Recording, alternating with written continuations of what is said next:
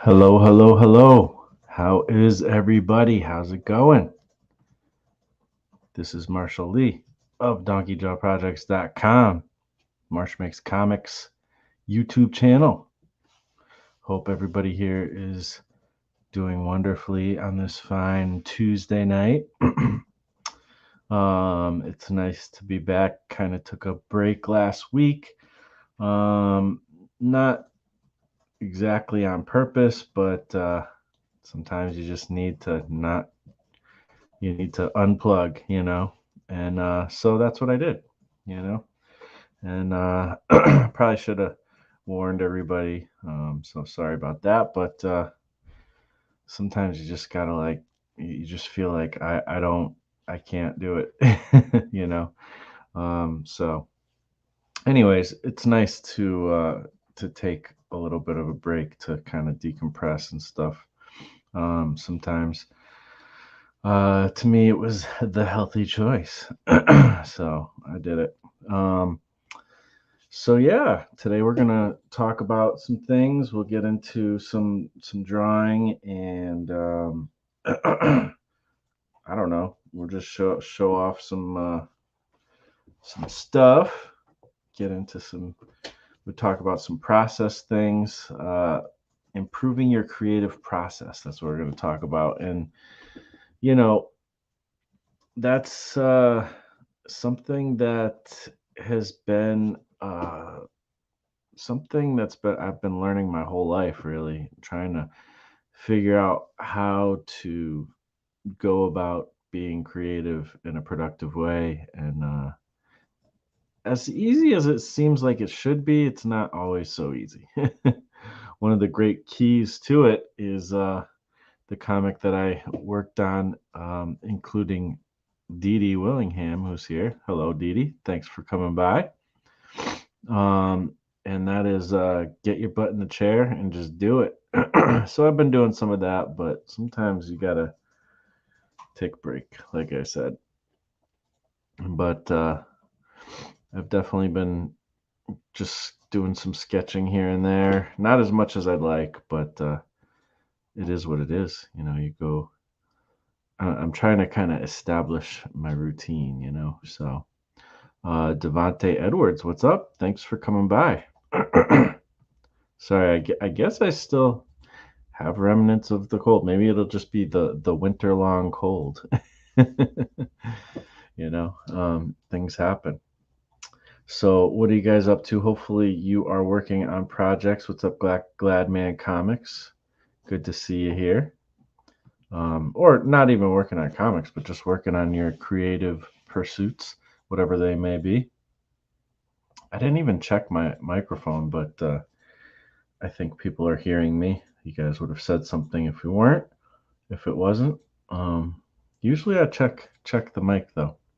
Mic check a 1 2. Maybe I should make sure that I'm at least on the right microphone because sometimes I don't do that and it's not really the greatest. But it looks like I'm on the right mic, so that's good. So before we get into it, oh, you know what? I have the last of my mini comics actually. I forgot about that. That from the box mini comics. Let me double check here, make sure I don't have addresses and issues here. A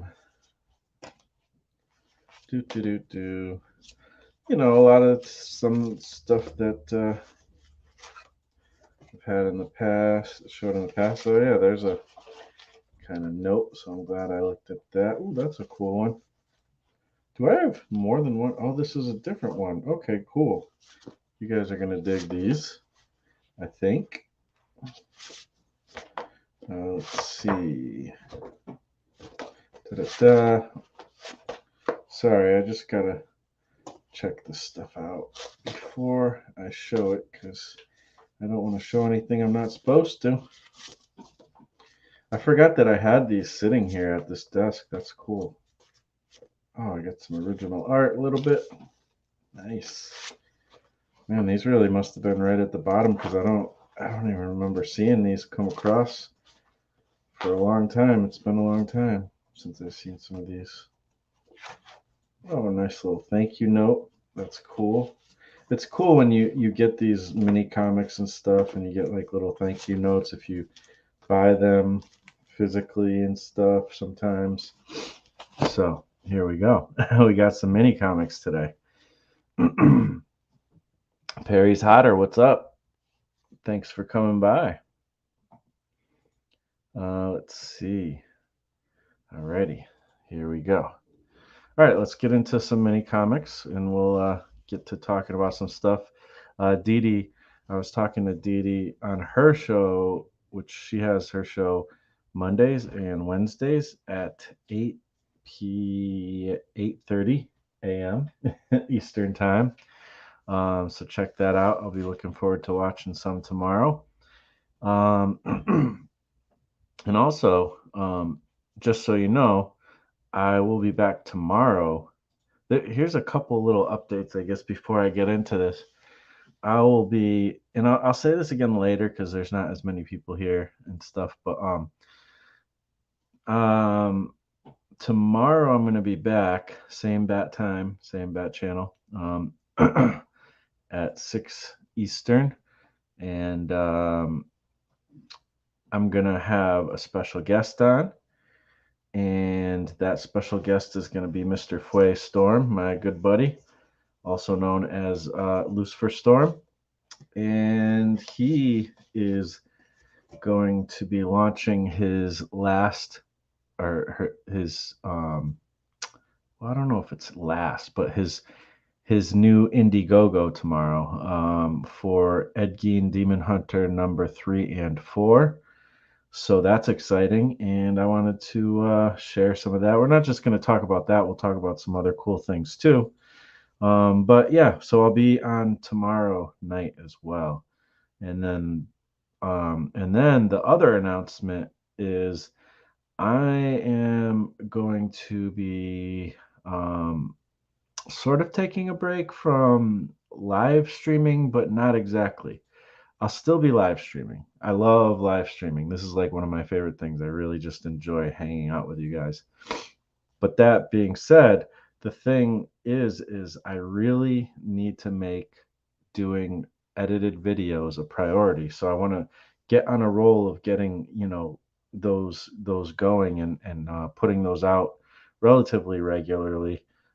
Just and that's going to start right away. I'm going to be working on that as soon as possible here. So you may even get another live stream next week, but I don't want to be held to a schedule right now for live streams because I feel like it's too easy for me to make the excuse of like, well, I'm going to live stream anyway, so I guess I'll skip the edited video this week or something like that.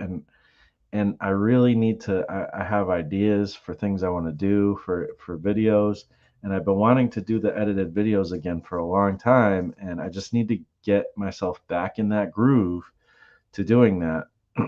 And so that's what I'll be doing. So you're still going to get videos from me. They're just going to be, kind of proper videos, proper edited videos. Not that live streams aren't proper, but and then uh, you'll get the live stream here and there. Like it'll just be like whenever I'm like, okay, I have something I want to live stream about, or I just want to hang out with my peeps here, and so that's how it's gonna go. Will I still do it on Tuesday nights at 6? Maybe. I mean, I'm kind of in that groove, so it's like if I do it, maybe I will do it at that time. But we'll see. I might also. I'm the type of person who's like, I just feel like live streaming, and I'll do it. So that may happen as well. Let's see.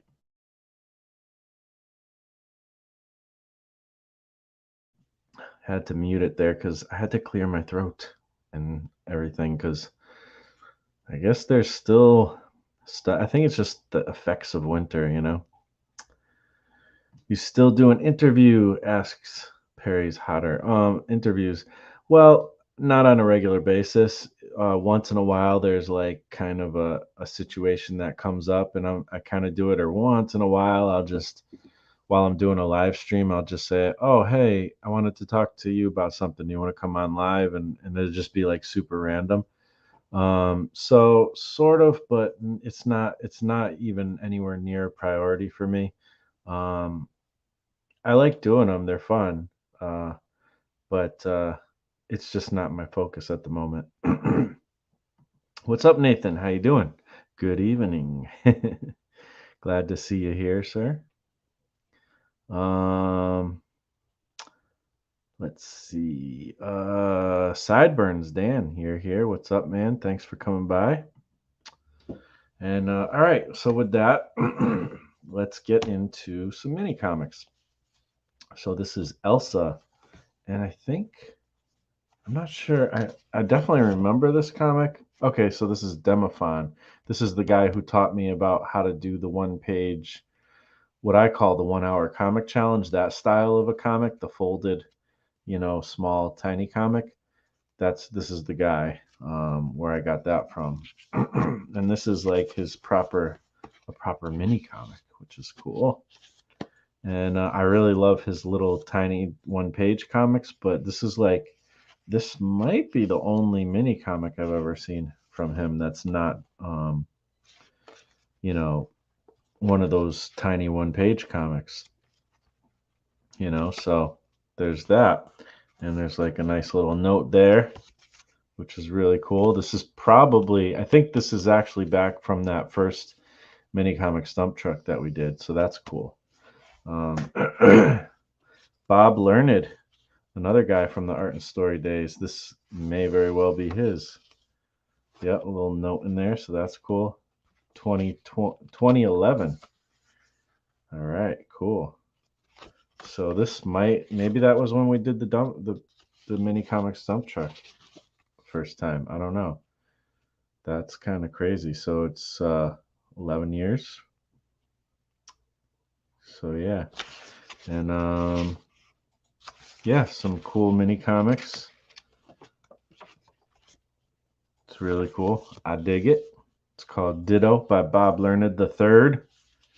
He's a really cool dude, and he was doing this thing where there was this challenge where a bunch of us artists kind of got together, and we would collab. We would like one. He had a I think it was a Tumblr page where he would have a group of people who each week or each month, I can't remember how often it was, maybe each other week or whatever, one person would do panel comic that continued the story of whoever did it last. And so it was just this long running, like, random story of people just doing, you know, a one panel comic, and it was really fun. And I don't know how long it lasted.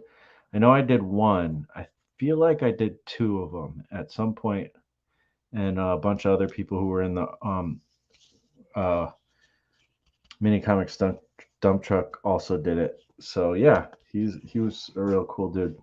This guy I saw at New York Comic Con, and this is just I think a sketchbook, but I just dug his art. It's kind of like graffiti style, cartoony art.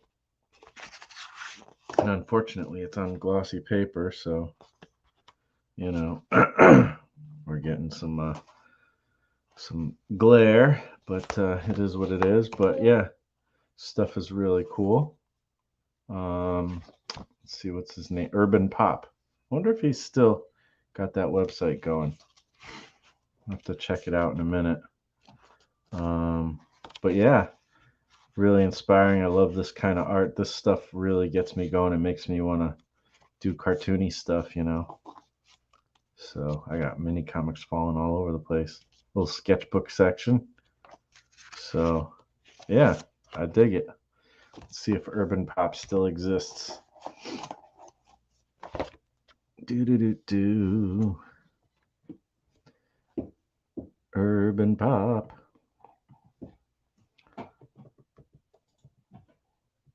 Pop. not Comicom.com. It still exists. And he's keeping it up to date. There's 2022 event schedule. That's cool. That is so awesome that he's still doing his thing. I gotta check his stuff out. I'll put the link in the description just in case y'all want to check out his stuff. I shouldn't do that though, because it's like I'm not gonna put everybody's little link in the description necessarily. But yeah, you know, there's that. So Chris Hammer, the art of Chris Hammer. All right, cool. All right, here's another one from the Art and Story Days. Jesse Acosta, another cool, awesome dude. And a lot of people put in original art cards and stuff, but this is actually Javier Hernandez. I didn't even know I had this. Two of his characters. So that's awesome. That is so cool. There's like all these like random little original art pieces in some of these things. So Jesse Acosta, he has, I think I showed you guys another comic he did, and I love, it's one of my favorite mini comics I've seen, was one of his. I forget what it's called though, but yeah. Oh no, it's not Jesse Acosta. It was a different person, I think. I'm getting my people mixed up. But Jesse Acosta's stuff is really cool too. So yeah. Let's see. A cryptid rom-com mini Monster Love. This I'm not even sure where I got this, but oh, this is Jesse Acosta as well, apparently. And he's talking about Glyph. So that's cool. You know, because back then, that's when I first made Glyph. Chupacabra Occupant. Oh, what is this? Oh, this is the mini comic that Doug TeNapel made, and I don't remember. He had this whole thing about this little mini comic, and I don't know. It's cool though. I might not even ever flip through it, to be honest, but there it is. There's a little mini comic by Doug TeNapel. Nice. Dan Rusko, The Feather and the Heart. Again, one of these one-page comic deals, which is really cool. Does it fold out? No, not on purpose at least. So cool thing. And Jonathan Rector. This is his first little mini comic. Jonathan Rector is an amazing artist. He's like a dude who should be working for like Marvel and DC and stuff, or Image Comics or whatever. He's just got crazy skill. This type of dude, I wish I could draw like him, you know, as good as him. But this is his mini comic. He went on to do more with this character, and he's still doing stuff. He's got a YouTube channel that he updates once in a while. JonathanRector.com. Definitely worth checking him out. Another copy of that same Monster Love comic. And this is another one from Chris Kawajiwa. Kawajiwa, is that? And it's like that other. It's similar to the Raven one that we had talked about. We had shown before. I didn't realize I had another one from him, so this is really cool. And I showed Nathan recently, and yeah, looks like it's like a story of a giant or something. I don't think I read this. I don't know why. Somehow I forgot about this or don't remember this, but that's cool. Another one. I'll have to keep that to the side and read that bad boy. 4 stories, which is similar to my 12 stories comic idea that I was going to do that I never did fully finish. That's where the Attack of the Lizard Brain came from. I was trying to do a comic called 12 Stories, and that was going to be one of the stories. But this person had a similar idea. And this is like some kind of, you know, more pro level, I guess, mini comics. I guess, you know, kind of like more like a typical comic, but in a smaller form. I guess is what I mean. I'm not trying to say like he's better than anybody or whatever, but so it looks like there's 4 stories. I never read this, I'll be honest. Oh, it's like I think it's an anthology. There's different people involved, so that's cool. I remember this one I got at a comic book convention. I was just like super impressed by the art in this. Knights of the Shroud, issue 1, Matt Bain. Sorry, you're not able to see everything so well. I'll try to keep it in frame. But yeah, this is pretty neat. But I remember it's like kind of like a Dungeons and Dragons type of medieval type of story. I remember really enjoying it. Like this was one of the first times I was able to, at this comic convention that I got this, one of the first times I was able to get my hands on a lot of mini comics, you know. And this particular comic book convention was in Northampton, Massachusetts, and I forget what it was called. It only ran like maybe 3 or 4 years or something, and Northampton, Massachusetts, is where the Ninja Turtles were born, and where Von Bodie also did a lot of work in that area. And there used to be oh, I remember. See, they did this little art for me in the back of the thing, and I love this like little Sharpie sketch. Like I remember just looking at that and being like, man, it looks so cool. So yeah, and but yeah, Von Bodie did some work in that town, and there used to be the sequential art museum, I think it was called, and I think Kevin Eastman actually bought that museum, and then I don't know, it went out of business at some point. You know, it's not there anymore, unfortunately. But when I was a kid, it was there, and I went there like once, kind of rushed through. I remember that was the first place I was able to buy like the actual 11 by 17 comic pages with blue lines on it. Like I was just excited to have like real like comic book pages with that you could draw on with like the blue lines, like the professionals. And I also bought a Von Bodie art, one of his books, Cheech Wizard or something there, and I don't have that anymore. It was a Deadbone book, and I don't have it anymore. I don't know what happened to it. I think I got rid of it sometime in one of my religious fervors of getting rid of everything that was not godly and stuff like that. Um, and so, unfortunately, I don't have it anymore. And now when I've seen it like on eBay, it's expensive, you know. So it's like, ah, man, that sucks. Oh well, it is what it is. Abominable by Lena H. Chandhok. And my guess is I also got this at that convention. Yes, I do remember this. I remember reading this.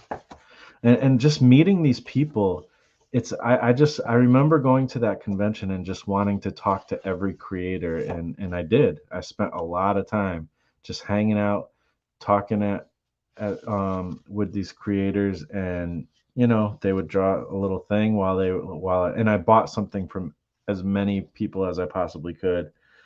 And yeah, even if it was just one little mini comic or something, I just tried to buy something, you know. And then after that, that's kind of how I do most comic conventions. I don't even know what this is. This Ling Master, Confessions of American Ling Master. I have no clue. Al Ackerman's Tales. Cool. So this is another one of those things that looks like kind of more like a typical comic book, sort of, you know. Oops. But yeah, kind of underground style and cool stuff. It looks cool. Have to read it. So that's neat. Knights of the Shroud. This is more of that same book where there was the sketch in the back. Oh, and this is like a sketchbook.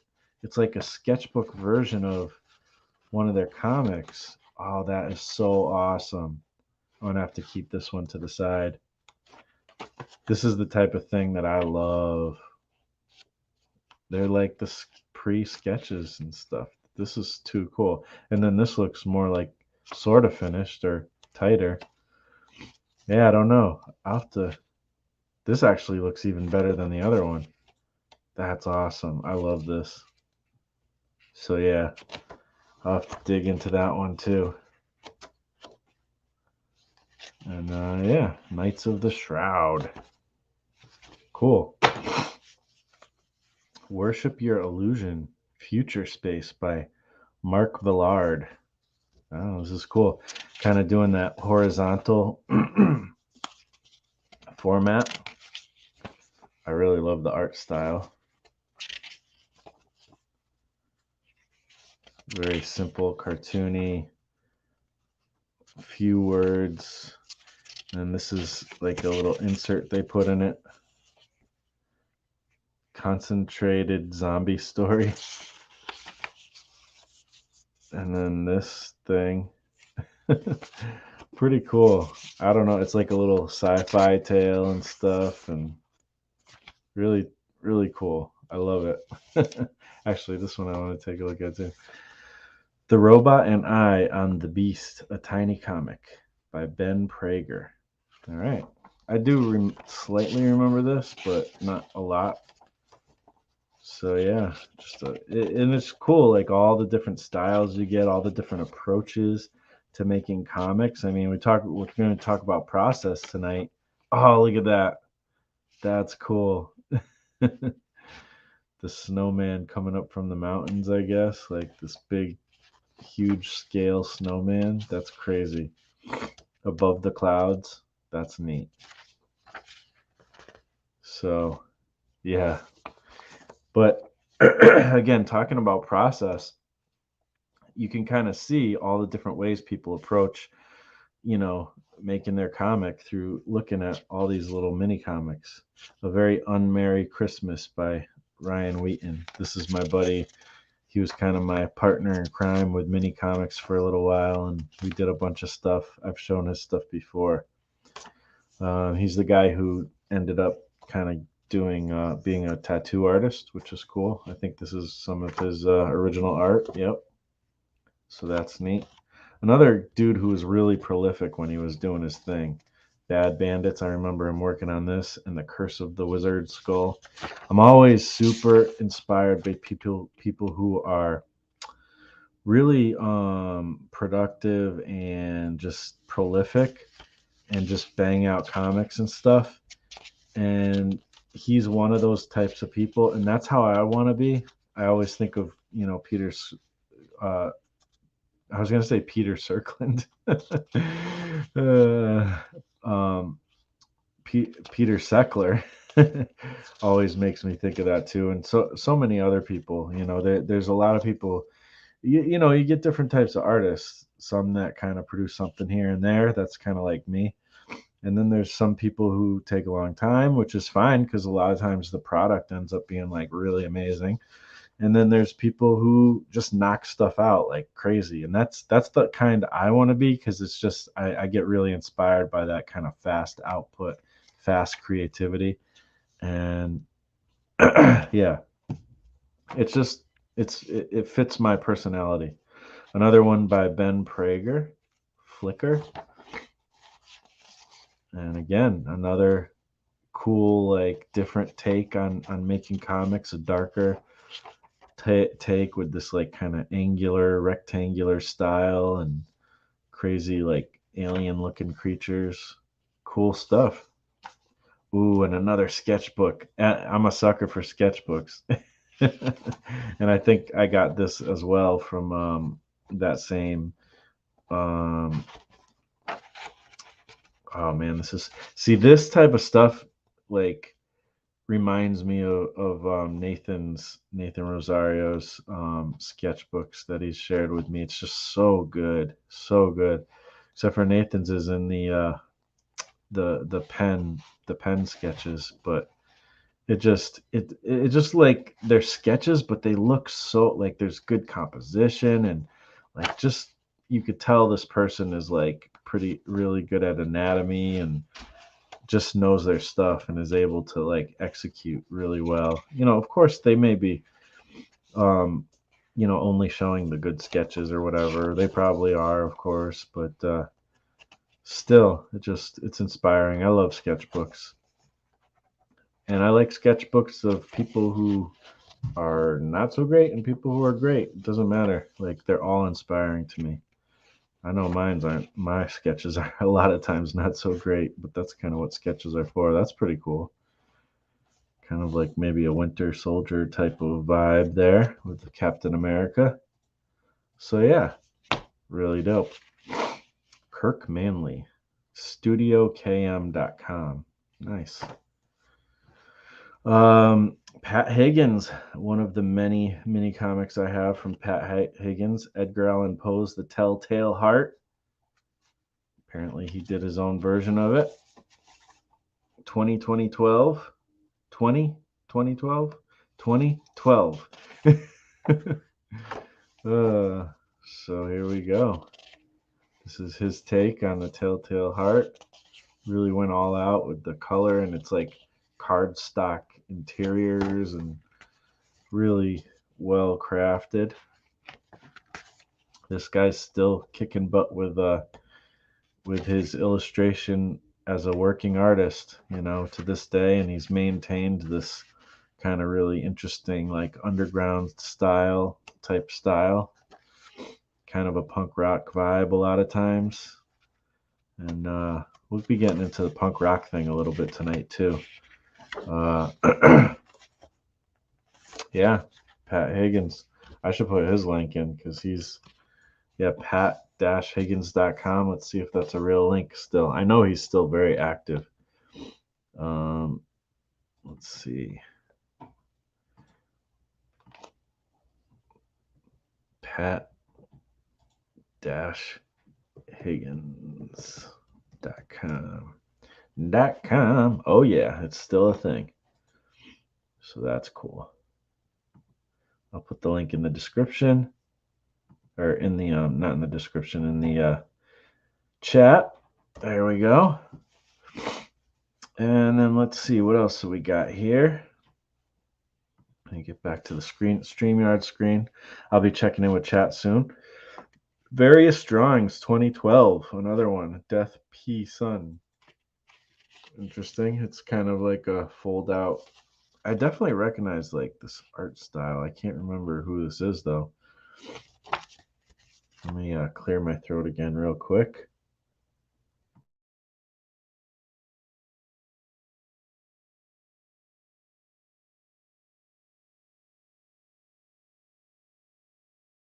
Keep my finger on the mute button. Oakland, California. So yeah, some cool drawings from, I don't know who, like it must say who, or did it say in the front? Death P. Sun. I don't know if that doesn't sound like a real name. So I don't know. But yeah, these are just drawings. It's almost like not even a sketchbook. It's just drawings. I feel like some of these could be like coloring book things, like this one. Cool stuff though. I love the like really cool like use of negative space in a lot of these. Neat style. Somebody who really has a pretty good sense of composition for sure. Really cool stuff. Yeah, this is neat. I like that. Awesome. This isn't even a mini comic. It's just a cool thing that I've looked at a lot when I was getting into the toys, the designer toy stuff. Super 7 is a pretty big company, I guess. I think they're still kicking butt. Oh, look, there's some comics and mini comics and zines right there. And it's just really a cool little thing. Like I said, it's not a mini comic exactly. It's actually like a brochure for like their stuff that they made. I think it's like this particular year or this group of years. And yeah, it just showcases all these toys, and I love it. It's super inspiring. So yeah, I mean, and it's kind of in that mini comic format. It's very thick, and I think there's like, yeah, there's almost like some articles or just quotes and stuff from people that maybe were involved, you know. So that's really neat. I don't know, all this stuff is, inspiration for like character designs and really cool stuff. And just really well done, photographs of their particular toys. Again, in Northampton, there was this shop, and I probably got this from there, called Foe, and it was like an art gallery, but they had like this type of stuff, the designer toy stuff, uh, bootleg Star Wars type of thing, or maybe this is licensed. It kind of looks like it might be licensed, but it's hard to say. But that's where I started to like. Well, I got to know about like the designer toy world from my buddy Will, who I'm going to actually talk about a little bit tonight, anyways. So that's kind of interesting that this came up. But and we both got into making designer toys and stuff for a little while, and and then I also went to Northampton with him um, a bunch of times, and we stumbled across the store, and we were both like, it was so awesome. Every time we went into the store, they always had new art up there, new galleries, and I talked to the store owner a bunch of times, and it was a really cool experience. um, let's see, jothamstavely.com. So here's another guy doing mini comics.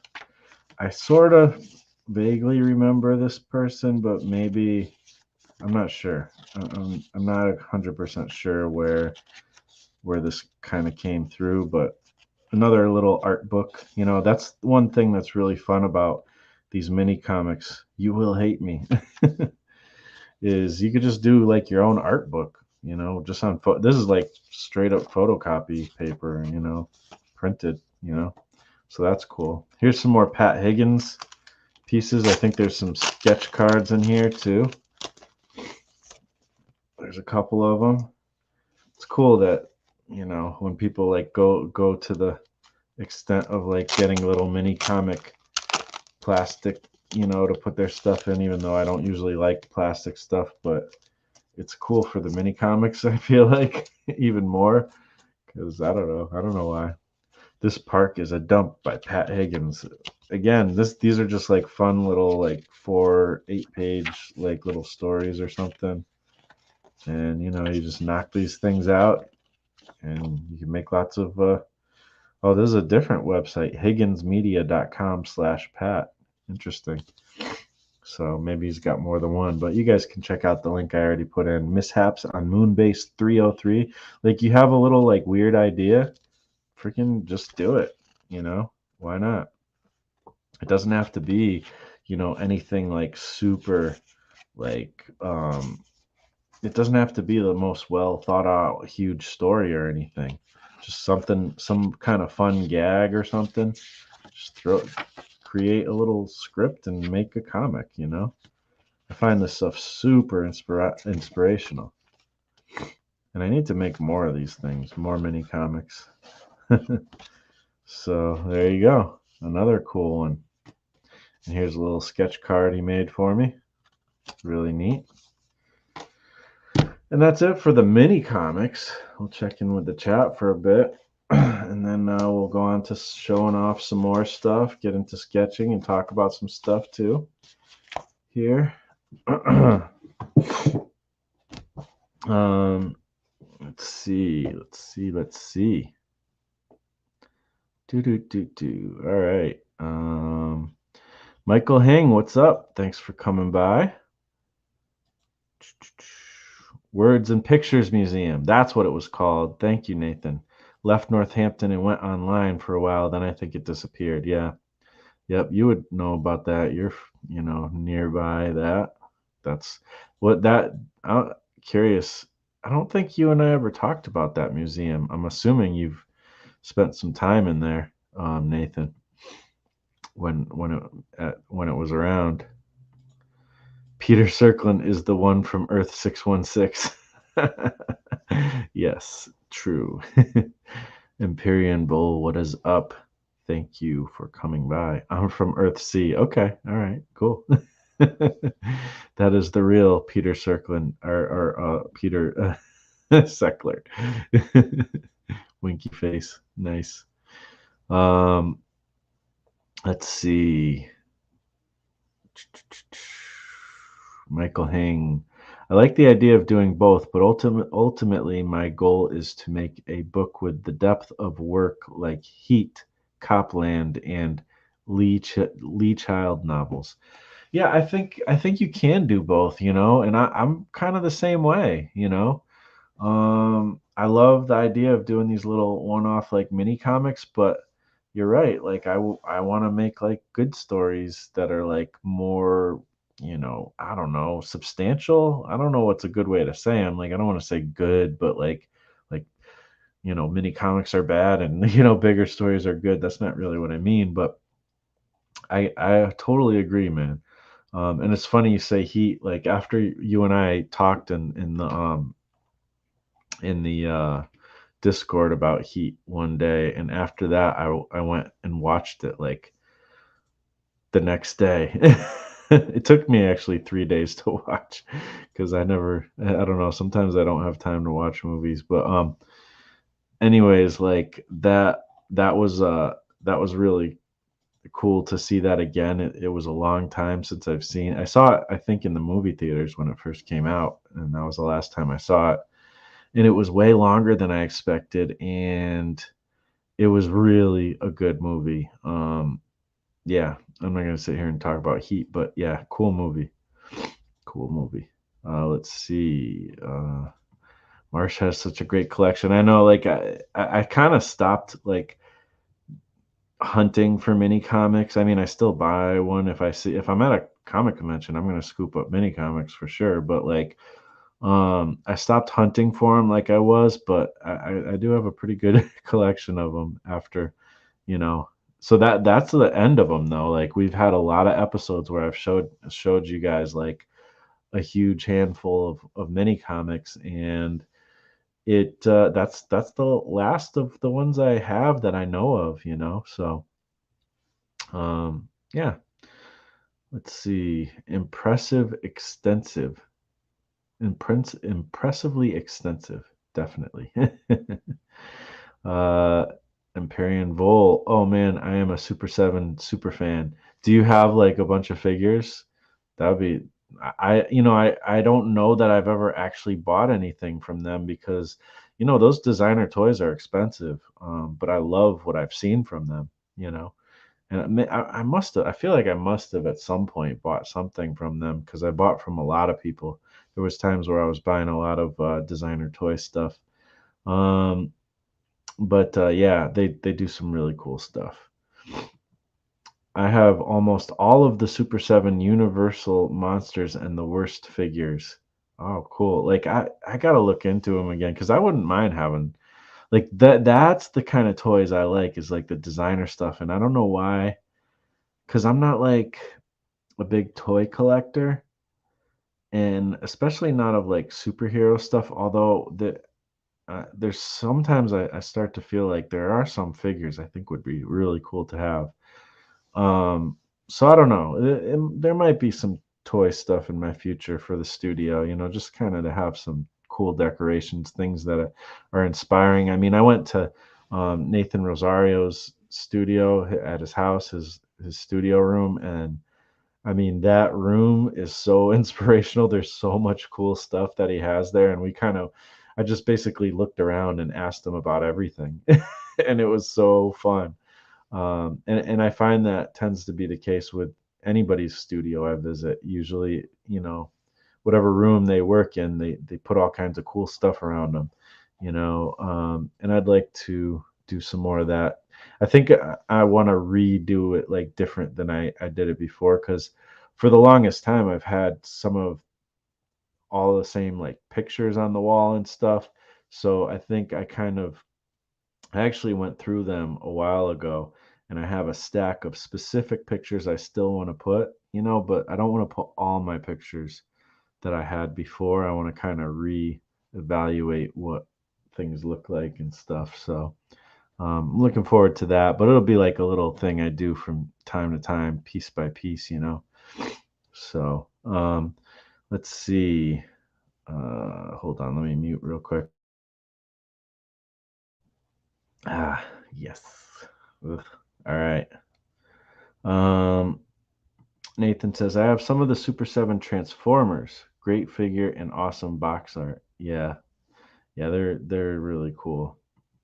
Gary Hodges, I pre-ordered a bunch of Super 7's new G.I. Joe figures. Oh wow. Yeah, I mean they keep going, man. I know they've kind of become like a bigger company, and they do all kinds. Apparently they do licensing and stuff. You guys are talking about Transformers and G.I. Joe, so what's up, Gary? Thanks for coming by. Nathan never went to the museum. Oh, really? It closed doors in 1999. Never got a chance to see it. I know I went there like sort of like a couple of times, but I went in the actual museum like once, and I remember I just went through really quick. And I wish I didn't, but I was also very young. I graduated high school in 1997. So it closed, 2 years later than that, and I was probably in high school when I went, but I just feel like I must have not like I didn't have time to go through it like I wanted to, so I just kind of went through quickly, unfortunately, you know.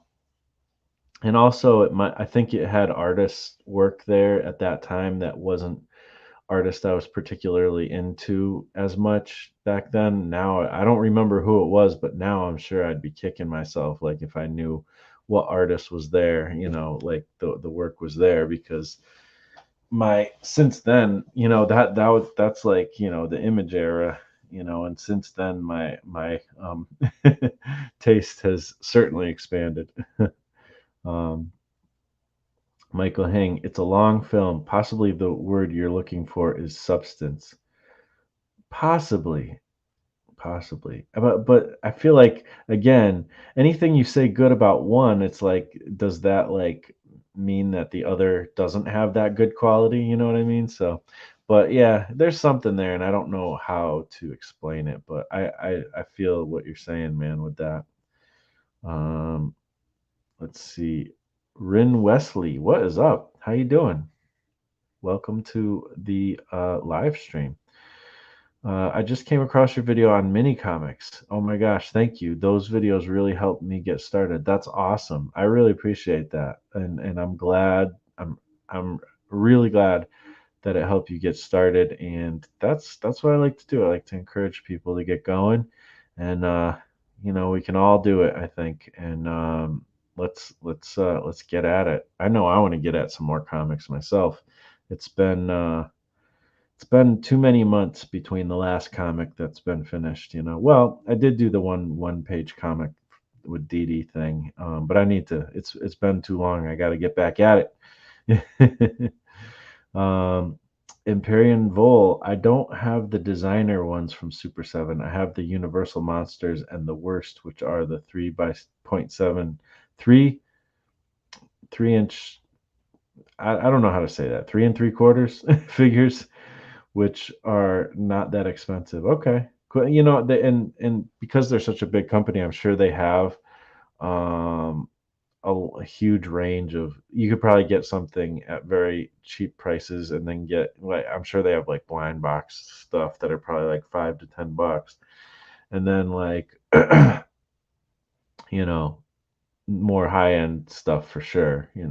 But I remember when I first got into the designer toy stuff, everything was like out of my price range because I was just kind of poor at the time, which I'm not I'm kind of in that sort of same, not the same boat, but I'm not buying toys right now. That's for sure. At the moment, but you know, it's a fun thing to, save up and maybe get one here and there and all that. Or sometimes you can get in on the smaller stuff or the cheaper stuff. But yeah, cool. Ren Wesley, thank you. Thanks for the super chat. Just want to thank you for introducing me to mini comics. I'm still learning how to draw, and making my own comic seems daunting. Yeah, it's not super easy, but it's doable. A mini comic is just what I need to get my feet wet. I think yeah, that's the way to go. And I created also the 1 hour comic challenge. So see if you can find that on YouTube as well, and that's one way to like straight up have a comic done in an hour. And but it's more of like a fun challenge. It's not going to be your best comic ever, but it's worth a shot. I've done it twice and failed one time and succeeded the second time. So if you really want to get your feet wet really quickly, that's one way to do it, and then work on your mini comic. Like, it's good to start small, and then a big thing about making comics is developing the patience. And it's hard. It's hard when you make your first comic, you just want to jump in and do it. At least that's how I felt. And then but really starting small, I feel like personally is the way to go. You start small and you have enough patience, and then the next one you add a little bit more complexity to it, and you also add to your skills more patience. Then the next one and the next one and the next one, and eventually you're making graphic novels and you're like, all right, cool, I'll knock out a graphic novel every year. I don't know, I haven't gotten to that yet, but I know that people do that, and people do even beyond that. I mean, we got Empyrean Bull here who knocks out a comic every other day, it seems like. He's kicking butt and taking names when it comes to that stuff. So, but you got to start small. And Empyrean Bull, also known as Peter, um, he started with mini comics too, and if I'm not mistaken, I mean, I have them. So, that's a great way to start, and you just kind of build gradually and get more and more capacity to do this stuff. And it's worth I don't know, I think it's fun. Yes, thanks for supporting, for sure, absolutely. Thank you, sir. And anybody here, I really appreciate your support. Appreciate you hanging out with me, having the patience to see me go through my ups and downs and all that stuff. You guys rock, and yeah, that's it. I just wanted to thank you guys. um, super super encouraged by the community.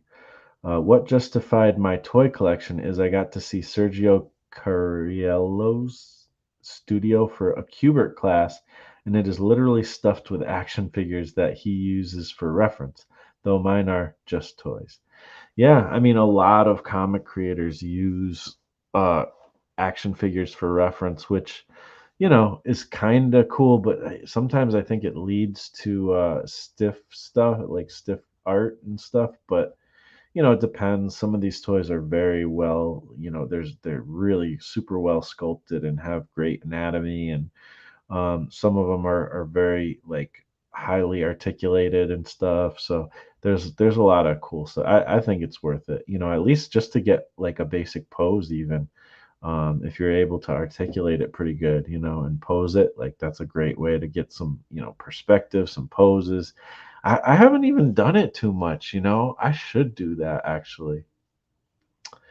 Um, yeah, I don't know why I haven't done it, but I could see like it would be a great way, to get like the right foreshortening you need, just the right foreshortening you need for a certain picture or something, like, because that's the type of stuff that like you can come up with from your imagination, and that's fun too. But that's the type of stuff that it's like it's hard to know how to actually draw something in perspective without reference. But there is people like Jack Kirby out there. I mean, I wonder if he used any reference. I don't think he just drew, and he started from one end of the page and went to the other end, and I don't know, he was just another creature. He's different than all of us in a good way, I guess. Just sub to the channel too. Oh, thanks. I really appreciate that. And if anybody's out there and you dig what you're hearing and seeing, feel free to sub to the channel and like and leave a comment, whatever. Feel, all that stuff is really helpful and supportive, and I appreciate it. You don't have to. People who are being quiet and stuff, that's cool too. Let's see. Yes. Peter totally started with mini comics, he says. Yeah, absolutely. That's a great way to go. So, all right. So let's get into some more cool things I've been digging into lately. I watched a bunch of videos on cartoonist kayfabe, and when I do that, I tend to buy things, and that's not a good thing necessarily, but it is a good thing too. So, and anyways, Michelle Fife has, or Fife, I guess. I think that's how you say it. Michelle Fife has been on the channel a bunch, relatively recently, and he's always been in my like view. Like I think I've bought a few of his comics. I forget what they were called. I thought they were Copra, but now that I'm reading Copra, I'm realizing I don't think that was what I was reading. But so I got the first one. This kind of thick volume probably collects, I don't know how many. It probably says how many. Oh, okay. Collects volume one, number 1 through 6. So he started this comic out, the same way that the old school dudes did it with like Cerebus, Dave Sims Cerebus, and all the people who are kind of in that black and white, Ninja Turtles too, that whole era of like early indie comics and stuff, or that particular era of indie comics. He did the same thing, but like more in modern times. Like I don't know when this was first published, but anyways, so this is like the first ones that he self published. Now it's published through Image, I think. Yeah, Image. So this is like the collected edition, and he's coming out with another collected edition like this month. But I'm not good, and it's like the again collecting all of them. But I think it's in like a hardcover thing. But I just wanted to check out the story, and this is like his version of superheroes and stuff. And I won't go through the whole thing, but one thing that's cool is like it's on this like um really cool like paper, like pulpy, you know, matte paper. It's the cover is kind of like this cardboard, nice card stock. Um ty- Kind of like tone tan paper type stuff, and then the inside is kind of like not newsprint, but it's got that pulpy feel to it, and it's just a really nice book. And there's like texture on this too, and you just get this feel like you're almost like going through like a watercolor, book of art, like somebody's watercolor sketch book. And it's just kind of this more indie style like take on his superhero stories. It's like a post-apocalyptic thing. There's some experimental type of vibes to it. I'm just starting to read it, so I can't tell you if it's good or not. And I'm not, like I said, I won't go through the whole thing or anything, but you know, it's pretty cool, and I dig it. It kind of reminds me of like stuff you might see maybe in heavy metal or something, like some Mobius type of stuff, color wise, especially, and also like kind of when it comes to some of the like the layouts and stuff. But it's his own thing, and I know I think he's very much influenced by Keith Giffen, I want to say. He talks about that a lot. He's got a lot of influences, as do all of us, but some really cool stuff. I love the color palette too, and the experimentation with different mediums and stuff. You could tell he's using some colored pencil and some maybe some like watercolors, and it looks like it's all hand done. Definitely, some dry brush effects, and really just a lot of cool stuff. So I think that even maybe some um, I can't think of the ballpoint pen type stuff. Some of that in there, I think, as well. And yeah, I'm digging the art. That's for sure. The story, it's developing. I'm just in the beginning, so I can't really comment much on the story. Again, another thing from cartoonist kayfabe. Now, the reason why I got this ultra mega is because I was checking out the Klaus Janson interview, and you guys should definitely check that out. One of my favorite things that when that kayfabe does when they do interviews, I love when they interview like some of the legend, excuse me, like the legends, like the older generation of comic creators. I mean, I like it all. I'm inspired by it all, but the older generation, like they just have this cool, different perspective on things, and I don't know. There's something about that generation that really inspires me. Just kind of even the people who just kind of worked for hire or whatever. I don't know. There's something about their approach. But right now, I'm almost all the way through their interview with Sergio Aragones, which I freaking love. I always love hearing from him, and he's one of my favorite cartoonists for sure. Um, so I've been digging on that. David Cho's like a whole other thing. I don't know anything about David Cho. I didn't know anything about him until I started listening to the kayfabe interviews and stuff with him, and he's just an interesting dude who he excites me and interests me because he's just like this dude who's like, why are we not like pushing this medium to its like absolute limits, and just do whatever the heck you want on these pages. Like this is like you can create a movie, it's almost like you have like the ability to do anything really with comics, but so many people play it safe, and he's like really the type of person who's like, you guys, like we just need to like stop trying to play it safe and just do whatever the heck we are interested in, and like really push the medium. And I 100% agree with him when he talks about that.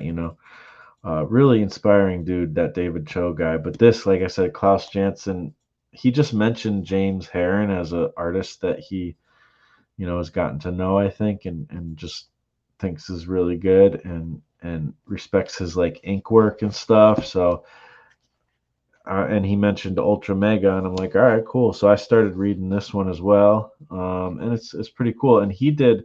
This is the guy who did the art also for Rumble.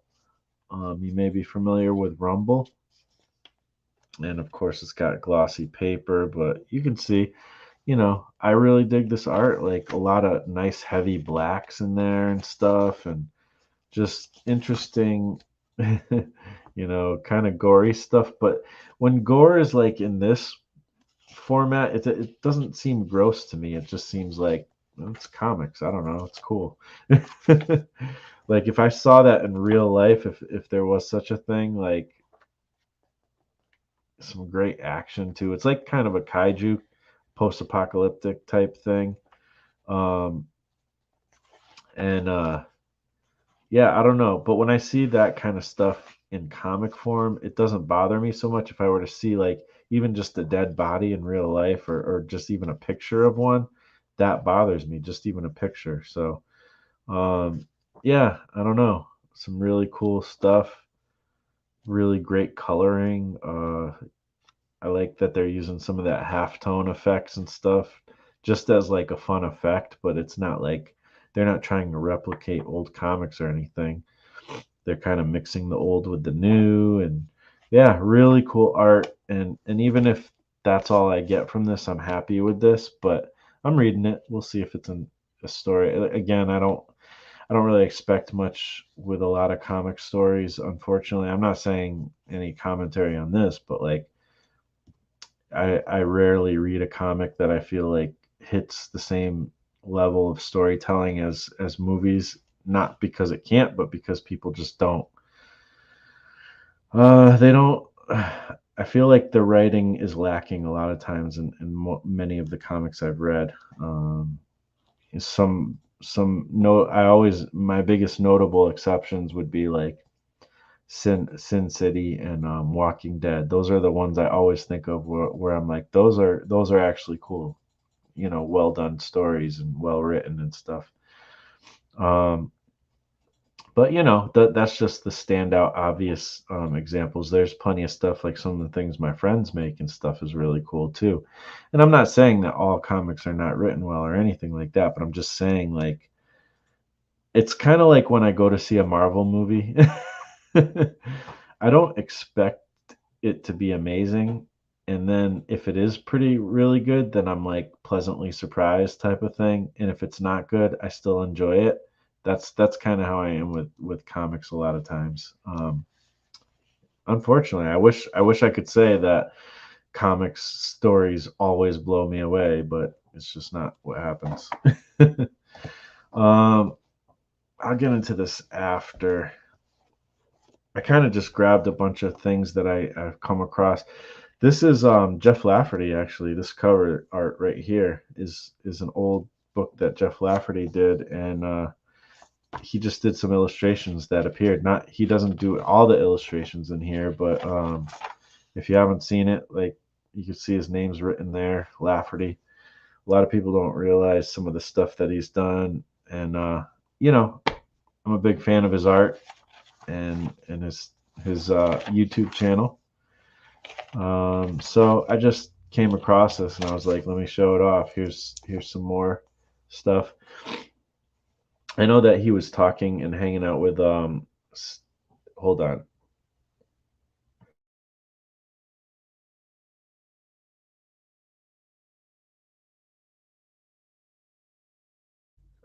Sorry, I had to sneeze there, but I know he was like friends with Sam Keith for a while and used to talk to him on the phone. And I feel like you can see some of that coming through, some of that inspiration from Sam Keith coming through on some of these illustrations, which is really neat. Here's another one of his. 95, Jeff Lafferty, 1995, you know. So he's done work in comics, here and there, um, which is really neat, back in the days. There's some other really cool art in here too, but I just figured I'd show some of that off. He also did this one too. Front cover and back cover, pretty awesome, of an X-Men book. Now this is a weird X-Men book. Like I don't even know what the heck this is. I've tried to read it before a few times, but I'm just kind of there for the Jeff Lafferty art. And when I did come across this, it was Jeff Lafferty's specific art that I loved. That was the thing that made me love this book. I mean, I do like the other pieces as well, but the ones that I stopped on and spent time looking at was Jeff's stuff. I just freaking love it so much. So just figured I'd share that. I saw this when I was looking for Copra. Um, I saw the trade paperbacks and graphic novels of this, and it got my attention. It looks interesting. And then I saw, they had a spinner rack for the $1. I think Image and a lot of the companies nowadays they'll put like number one issues, like reprint them, so for just like $1 or whatever, just to get people into the books and stuff that are really good, and which I think is actually a really smart idea. But it just looks like an interesting book that I'm looking forward to. I wanted to read the first one and see how it is. It looks like it could be a really cool story. and they're just like this family of monster hunters, and that's all I really know about it. That's enough of a hook right there. Plus, it's got really cool art to make me be interested in checking it out. So I haven't read this one yet, but I'm looking forward to it. So yeah, bitter root #1. So yeah, because I wanted to see if I'm gonna buy it or whatever. Zombies versus Robots, Ashley Wood. I've come across many of his issues of this, and once in a while I'll buy one. This is issue 4. I'm not like a super, like, I don't know much about it, but I always love Ashley Wood's art when I see it. And I did read this one, and the story's kind of cool, kind of all right. It's like kind of split in half. There's 2 stories in this, and it's pretty thick. It's probably somewhere around 30 something pages, is my guess. And I just love like the old like dots and stuff that they put in, and Ashley Wood's style of art is always inspiring to me. Like I said, and so he's got kind of got that one, which is one style, and this one's like the better of the 2 stories, I'd say, A Small Tale. And this is kind of almost like, it almost seems like more in that Calvin and Hobbes type of style, or like Bill Sienkiewicz with those letters, that lettering, and I don't know, but I just really love like the visuals here.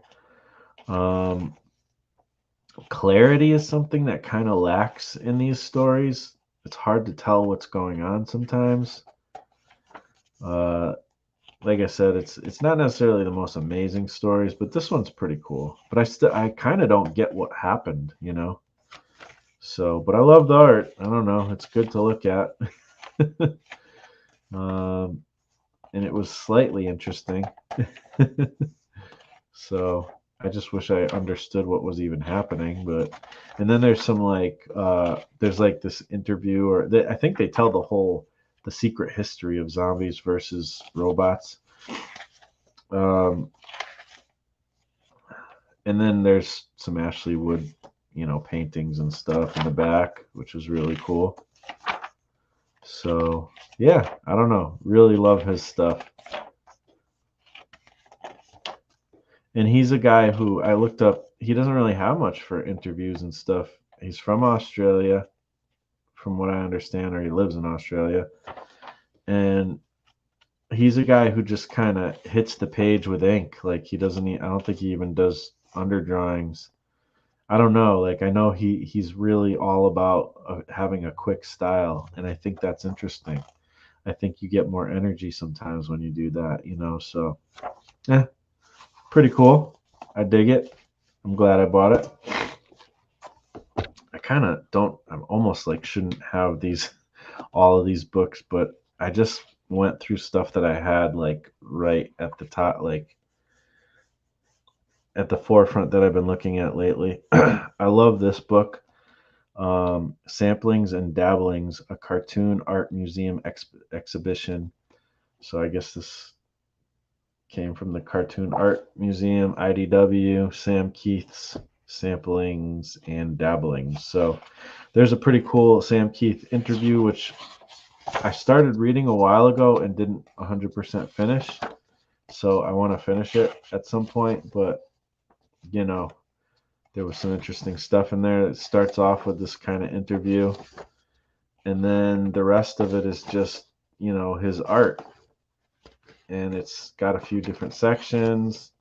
Probably won't show the whole thing, but I just wanted to show off this cool art book, Sam Keith art book. There's a few Sam Keith art books knocking around, and I mean, just go to his website. Like he's got like a blog spot that he's just kept up forever, and he posts his art there. That's kind of his own personal social media, I guess. And you'll see abstract stuff, you'll see stuff from Max, you'll see all kinds of stuff there, and in this. And there's all kinds of, he uses all kinds of mixed media. He's one of the few comic artist who really digs deep into mixed medium stuff. Here's comic stuff, some Batman Joker stuff, you know. And then my favorite stuff, of course, is like like I just sit here and this is like a scan of the original cover of this Marvel Comics Presents, which I have all of these issues, sometimes multiple copies, and I'll just sit here and I just look. I love all the like the cloth rippings. Like I just sit there and like look at all the details. Like I sat there and just looked at this whole page for like a good like 5-10 minutes the other day or something. And even in the actual comics, I do the same thing. Like there's so much detail, and it's just I don't know. Like I can't get enough of Sam Keith's artwork. Like it's just too much. It's too good. He's easily one of my favorites. Easily one of my biggest influences. I don't know that I'm you know, he's got like a Bernie Wrightson, Frazetta, Simon Bisley thing going on, but he's got also like add cartooniness of Vaughn Bodie and comic stuff, and he's just like, and then he goes into like crazy territories like Phil Sienkiewicz. He's just all over the place, awesome, you know. And these Marvel, I love these Marvel comics. This is cool too. Like there's like a little sketch of this cover with Nightcrawler. And that's really like, I just sit here and I look at this detail. And I wish I had this for all of this. And then I'm like, where did he start with this? And he's another dude who's really good at composition and using like negative space and stuff. And like, and then so look at this. And then I go over here and I'm like, okay, this is where it started. So this came from that. Like, after you look at the detail of this, and then you're like, okay, what did he take over? What didn't he take over, keep, you know? It's just really interesting and informative, you know? So, and then this cover is just insane. Like all these leaves, and like he like pretty much had to redraw this whole logo probably. And then you got like this like weird window, and just looking at all the different textures and the details he decided to keep and the details he left out, like these leaves for instance. Like there's tons of these leaves, but he doesn't draw like the little like lines inside the leaves. He just keeps that blank.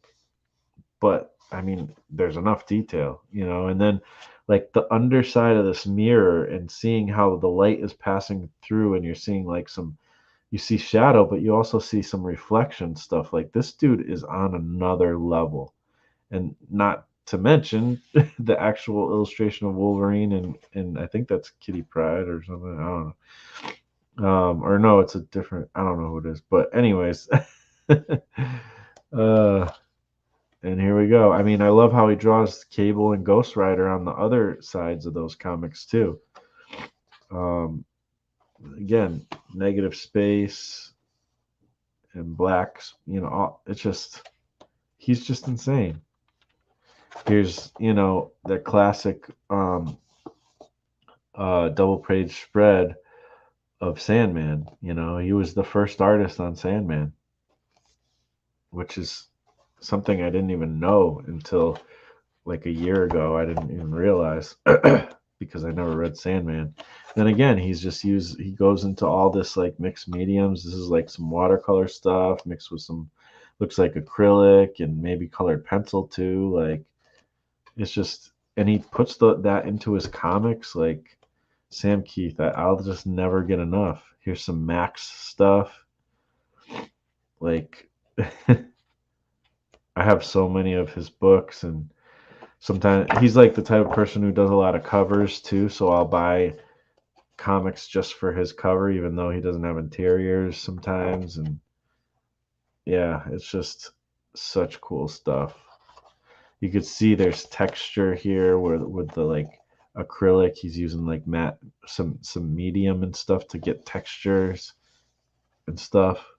And yeah, just too good, too good. So that's really cool. And then this is a friend of mine. Sumax, Amen. I had him on twice on the channel. He was talking about like comic strips and building a business with comics and stuff. And this is just a book where he did like, it's called Scientific, the Art of Sumax, and he has like a comic in the beginning called Spontaneous, and that's really cool. And this is another guy who's got like a really cool kind of graffiti type style, and this is like a buddy of mine. Like, I've talked to him for many years, and he's still doing his thing. And this is an older book, so he's developed since then. 2007, this particular drawing is from. There's a bunch of sketchbook stuff, and yeah, I don't know. Check out Sumax. He's got Ghetto, I think it's ghettomanga.com. Is his website, you know. And I love his artwork, and I don't know. Even though he's like a peer and he's a friend, he's like one of my favorite artists. Really cool, chunky graffiti type style, and he's like a working illustrator, like so. And he's done so many cool things. He's got some articles here, things that he wrote and stuff. He writes stuff. He's got a really cool newsletter. So, anyways, just another thing I found in my stash the other day. So, all right. I also bought those pens I was telling you guys about. Some of my favorite pens, these Tombow Fudonosaki. They're kind of brush tip pens, but for about $12, I got 5 of these, and I think I'm gonna just keep buying them as I like each time I like make another purchase from like Amazon. I'll probably add these to it, because when you find a tool you really like, you should just get as much as you can, because you never know when they'll stop making it, type of thing. So and I like that they come in these little packages. So I put them with my sketchbooks too, so that they're always there. I love those things. So yeah, just wanted to share that. I did this art the other day. I think it's in here. Yeah.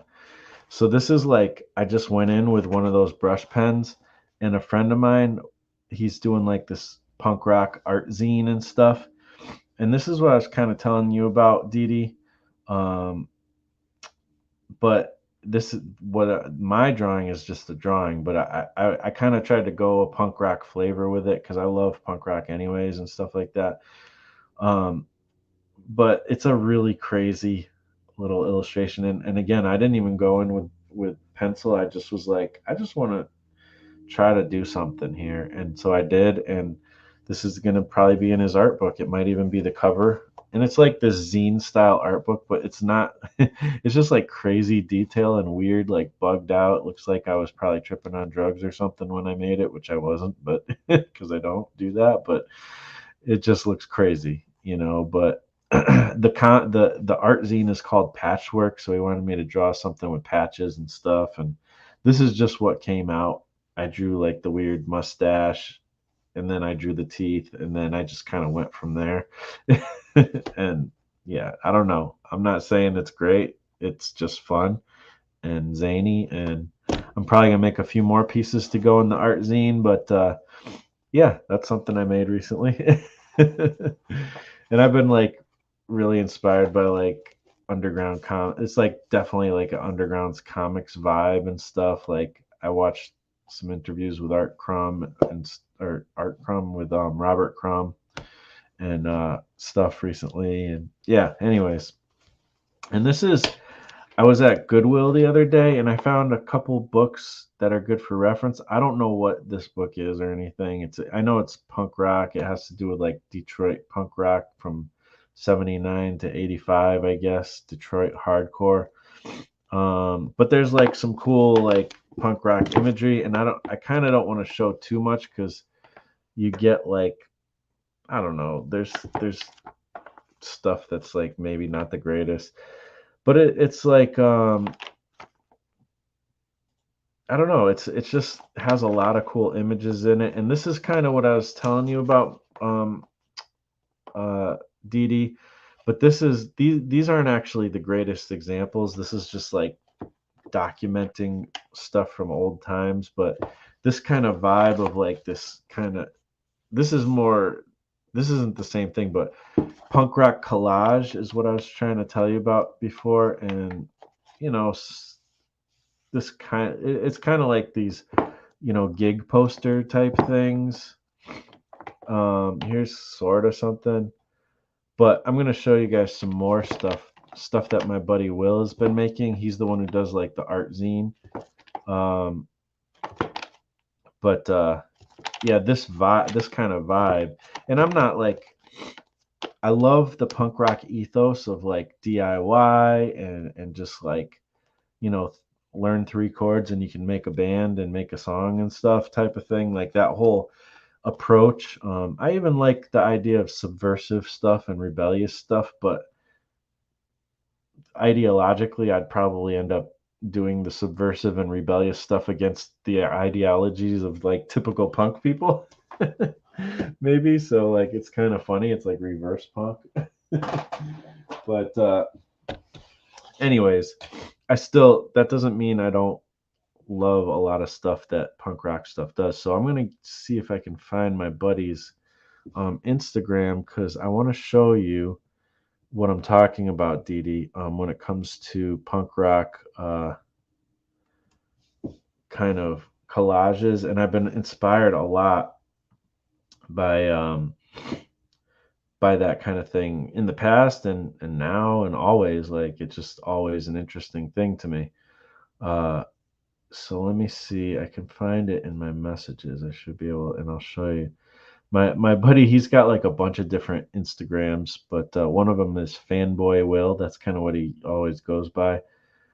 And then Patchwork and Art Zine. So I'm gonna get over to his Instagram and I'll show you some of the stuff that my friend does. But there's a lot of other people who do this kind of collage work with like it originally was with like just Xeroxing stuff and making zines and stuff and you know, just a lot of stuff with like photocopy type stuff.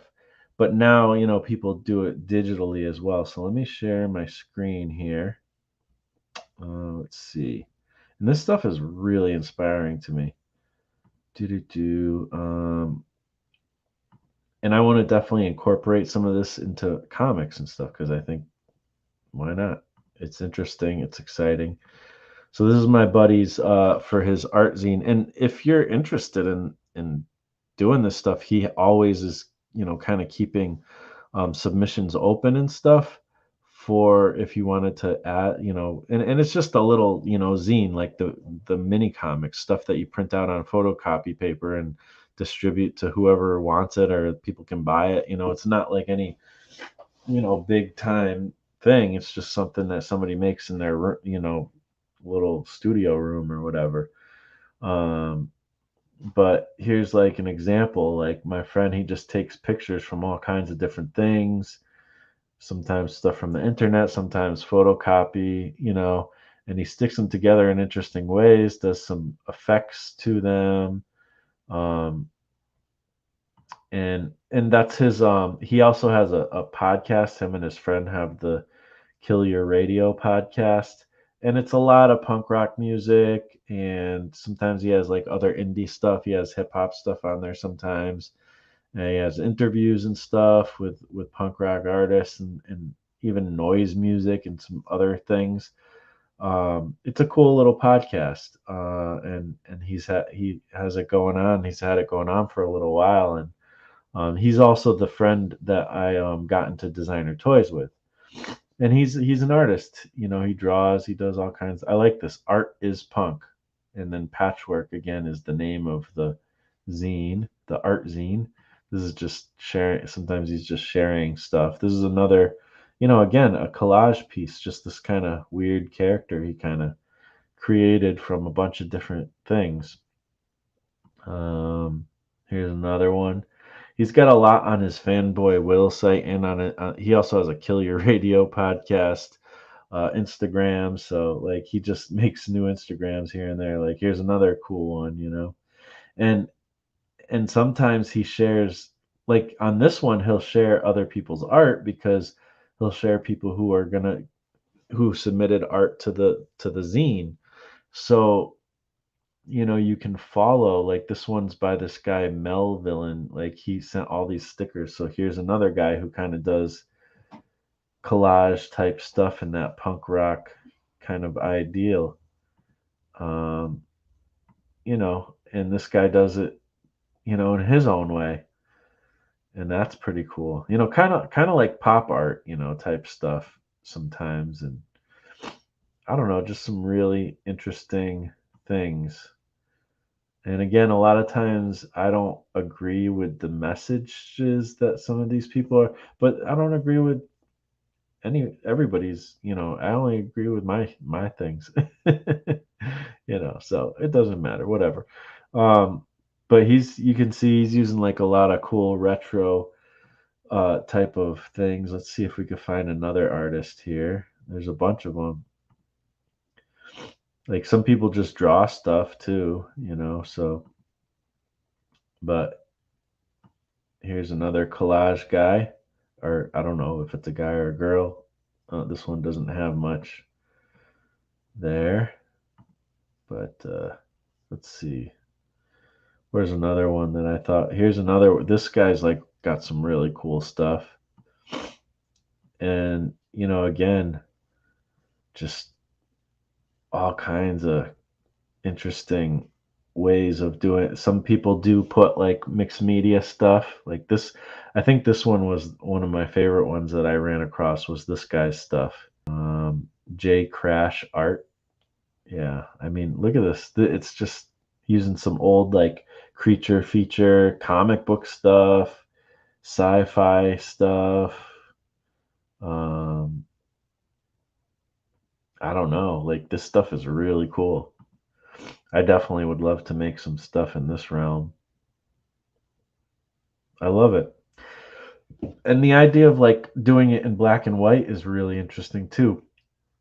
And I think it shares a lot of cool stuff with comics too, because comics is all about like that black and white sometimes. And this one is, he's showing, how he does some of these things, which is really cool, and how he like pieces it all together, and he takes a face from something else and puts it on Iron Man, and takes the brains from something and puts that, and he's got all these images, turns it to black and white. Like, you know, doing it digitally is so much easier than, the old ways. But I think people used to do this a lot with just photocopy, and they'd find ways to like size things up and size things down, and, just do some really creative, fun things. It's just another another path to go down. And yeah, I don't know. I really dig this stuff. So this is what I was talking about, Dede.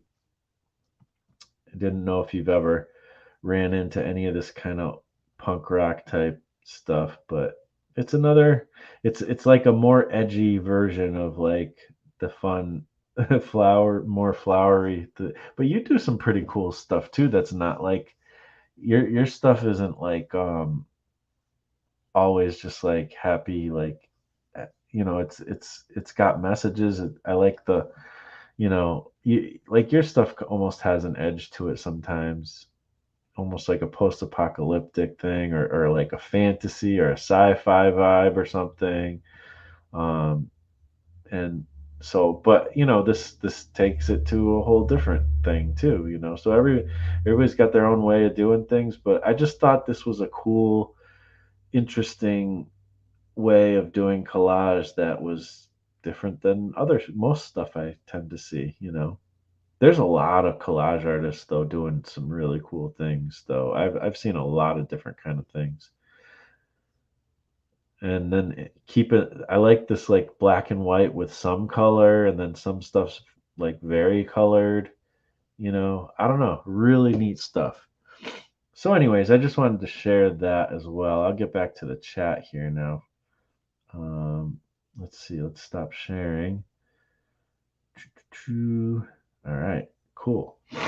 So we'll get to the chat here, and then I'll do some drawing and chat a little bit about improving your creative process. I had a hard time figuring out what I was going to name this. I have like a general idea of what I want to talk about, but it might be hard to put it into words. Let's see. Where are we?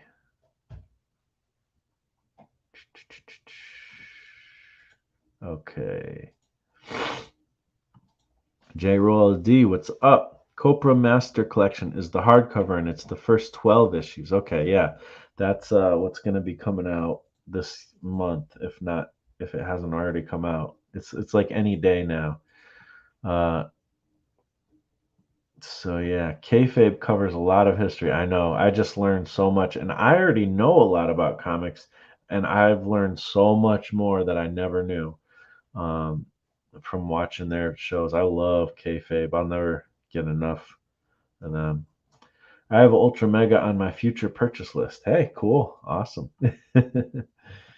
Michael Hing, I turned down a job in a morgue because I couldn't cope with some of the work I may have had to go through. Oh man, I couldn't do it either. In fact, I lived twice. Well, one time I lived in a what used to be a why can't I think of the name? A funeral home. And then I lived in an actual funeral home. There was an apartment above the funeral home.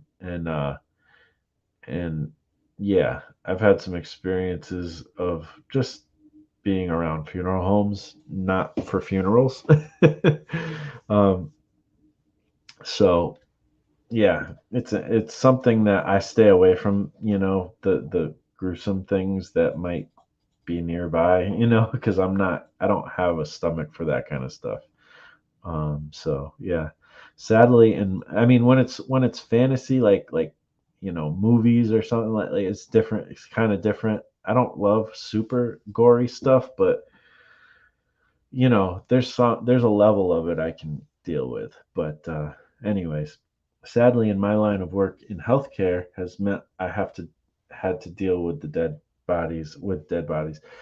Yeah, well, yeah, I can't imagine. I would never be, somebody who works in an emergency room or as a paramedic. No, I don't even like to look like when I see a car crash, sometimes if it looks like it's gonna be bad and I might see something I don't want to see, like I can't look at that stuff.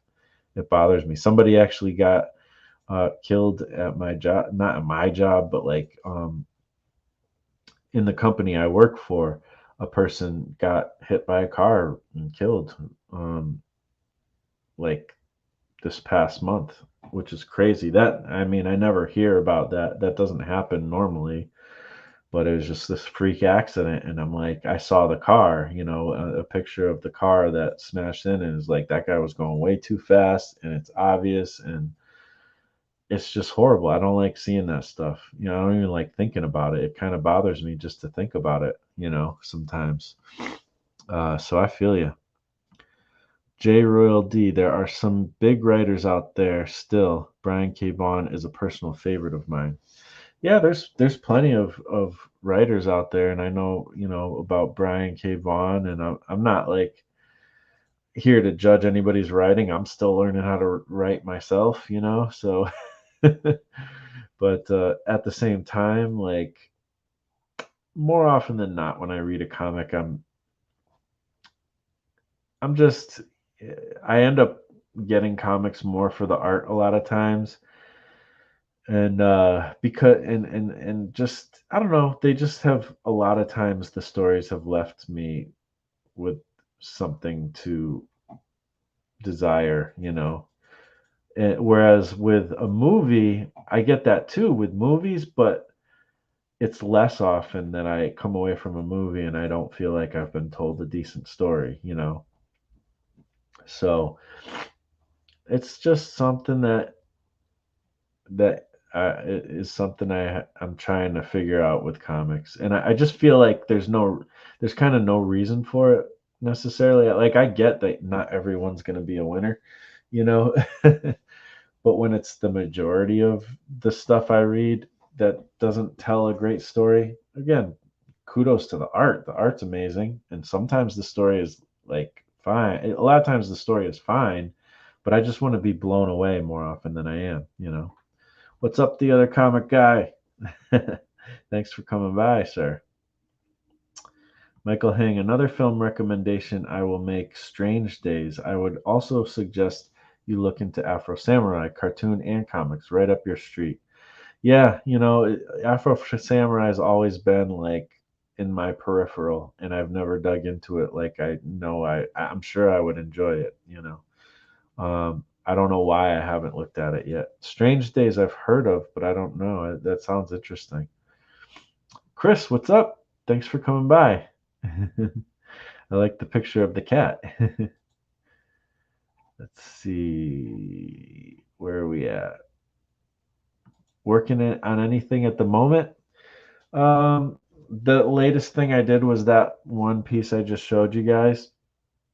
Um, I am working on writing Glyph, you know, thinking about writing some other comics. I'm really going to be focusing on, and I'll do this update again now that there's some more people here. But I'm going to be focusing on edited videos. I'm not promising any schedule of live streams anymore, although I'm not going to stop doing live streams. I enjoy it. But for at least about a week at the very least, I just want to focus on doing, although I'm going to have a live stream tomorrow, and I'll talk about that again in a minute. But I want to focus on edited videos, like stuff that I upload, because I've been wanting to do that forever, and I need to just make myself do it. And I feel like if I stop doing live streams and using that as an excuse, it's not like, to me, like this stuff is important too, for sure. But like, I want to get back on my, you know, game of uploading edited videos, and then I'll still do live streams just as I go, and it won't be on a specific schedule. So yeah, I just need to do that for like a quick minute to get back in the swing of things with uploading videos. So, um, but that being said, tomorrow I'm going to be here again at 6 o'clock, and we're going to be talking with Fue Storm, also known as Lucifer Storm, about his new issues. I think he's already got issue 3 of Ed Gein Demon Hunter printed, and you can actually buy that from his websites, luciferstorm.com. But also, he's going to be publishing number 4, so he's doing an Indiegogo for 3 and 4, the final issues of a really interesting story, and we're going to be talking about that tomorrow and more. We might get into like outlaw comics and just talk about some topics and stuff. So we'll be having him on tomorrow, and then after that, I probably won't have a live stream for maybe a couple weeks, but I'm going to be starting to upload these more put together edited videos, so you'll still be hearing from me. And then I'll still be dropping live streams. It's not like I'm going to stop, because again, I love hanging out with you guys and doing this. So that's the little update. Once again, I did that earlier in the show, and wanted to let people know once I was in the later part of the show as well. Oh yeah, she's talking to Dede. Let's see what else we got. Sam Keith's art is amazing for sure. Yeah, I mean, I get so much out of it, as I said before. Paul Pate, what's up? Hey kids, how y'all doing? I'm doing good. Hope you're doing good, sir. Let's see. Let's see.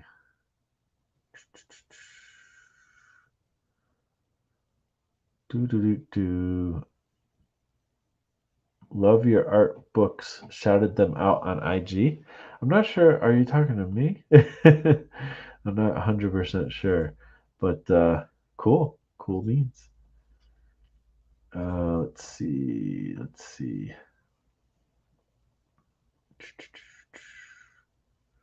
Where else? Where are we? The detail. Are we talking about the Sam Keith stuff still? That his detail is insane. Insane. Oh, you're talking about my drawings? My drawing? Okay. Cool. Yeah, it's like too much detail really, but I thank you. It was and thank you, Paul. Yeah, it was fun. Like that was one of those where it's just fun. Like I'm just making marks and I'm gonna keep making marks because I just feel like making marks. So yeah,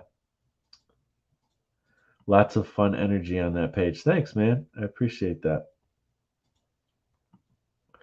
That's a rad find. You must be talking about the punk rock book. Yeah, some incredible bands on those flyers. I mean, yeah, Detroit punk rock is definitely one of the epicenters of the punk rock legacy for sure. Uh, Marsh TFS. I don't know what TFS is. I should know probably. TFS. I'm not good with the internet slang sometimes.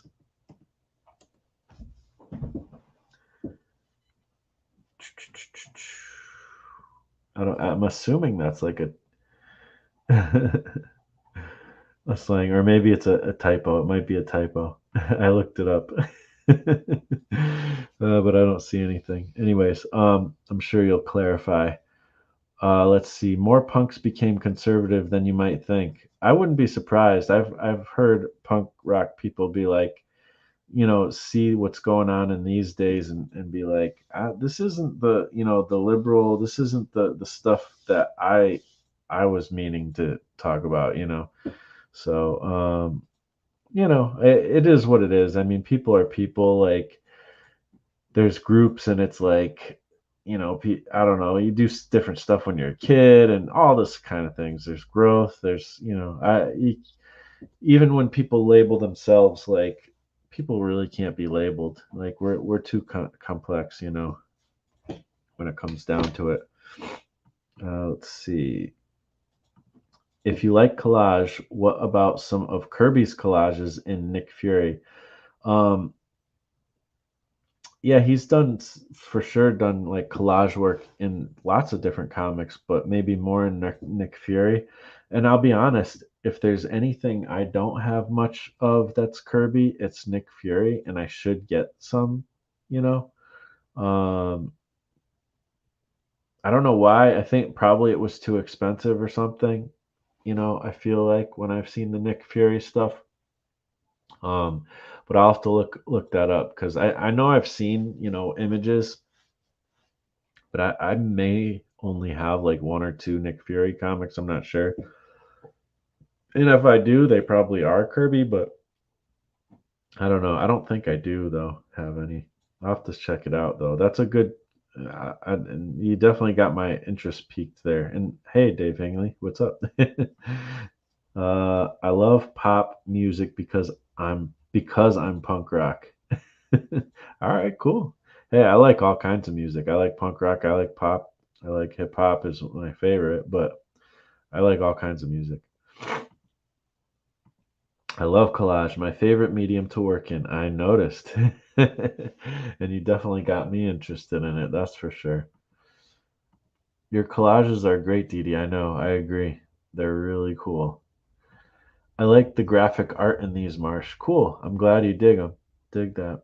It's a whole different vibe, a little bit different take on the collage thing, I guess. Well, wonderful to see you, Marshall. Good to see the busy chatters. I gotta run out. Cool, man. Thanks for hanging with us. Let's see. I think the first one I saw was an altered book.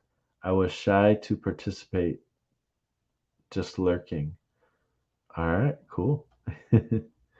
Let's see. A lot of humor in that work. That's true. That's true too. That's cool that is like that kind of thing can come across through collage. Like all kinds of things can. I remember when you lived above the funeral home. Yeah, that it has been a while. Yep. That's true. My nephew was killed in a motorcycle accident last month. Died on the. I know. I'm so sorry to hear about that. Like when I heard about that, Dede, you know, that really stinks, and I can't imagine somebody like I've had. Luckily, very like really nobody super close to me has died yet. I know it's gonna happen. It's bound to happen. One of these days. But especially something like that, like a car crash. Ugh, I would hate to find that out. It just would be devastating. So yeah, my heart goes out to you, Dede, and your family. I definitely prayed when I heard about that. Um, let's see. Yeah, I missed the beginning of this video, so missed your updates earlier. Yeah, that's why I wanted to do it again, just in case. Like the beginning was only like a few people were here, so but it's good for people who watch on the replay. If they only see like the first half or the second half or whatever, they hopefully will get the update. Incidentally, literally just finished a new book. Oh, that's sweet. Awesome. Or the first issue in a mini series I'm now putting together. That's awesome, man. You've been kicking butt with getting books done too. You get them out pretty regularly. That's awesome. Chris, the cat is my crazy my crazy but very intelligent Siamese. He is learning to play with the new cat paws paper mache I made. Oh, cool. He's learned to shake hands with them. That's awesome. Cats are cats are fun and they're stinky sometimes. They were fun. Oh, okay, they're talking about the things. Let's see. Oh, I got Paul Pate's art books. Oh, awesome. That's cool. Awesome. And you love the details in the drawings you showed. Awesome. Yeah. Let's see. Got to take off for a bit. Hey, man, thanks for hanging out for a little bit. And if you come back, cool. Yes, prayer matters. Absolutely. All right, cool. So, sorry. I should probably mute when I have to do that. Yes. Sorry. I get some drink. All right. So, I have no clue what I'm going to draw, but I'm going to draw and talk about process a little bit. And again, tomorrow I'll be on as well. So I don't know if I want to break out another one of these when I already have some open. I have tons of tools around.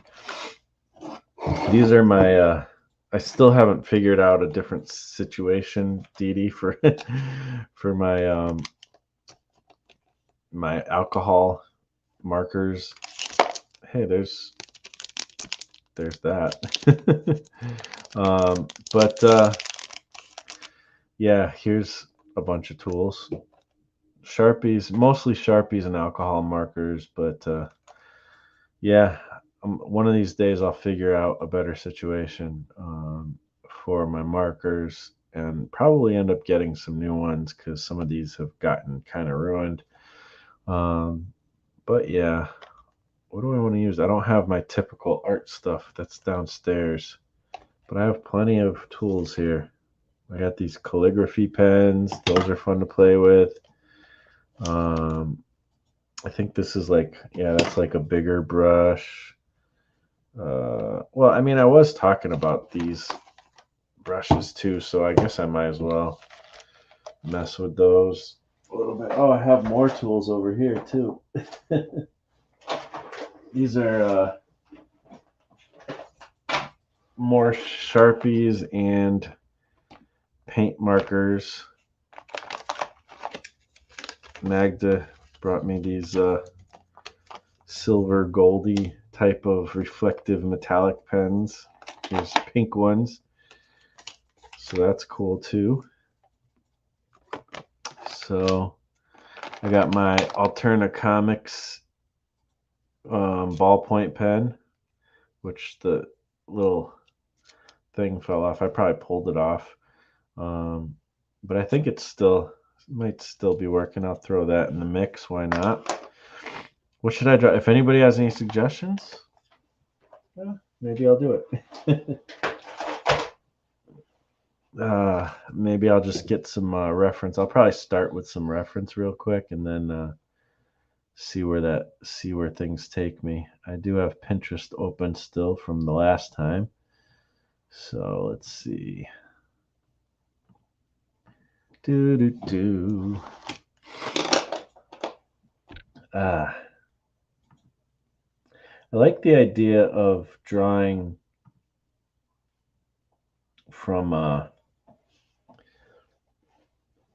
like just starting with pen and ending with pen, like no pencil. But I listened to again. I've been like on a kayfabe kick, I guess. So I listened to an interview with John Ramota, John Romita Jr.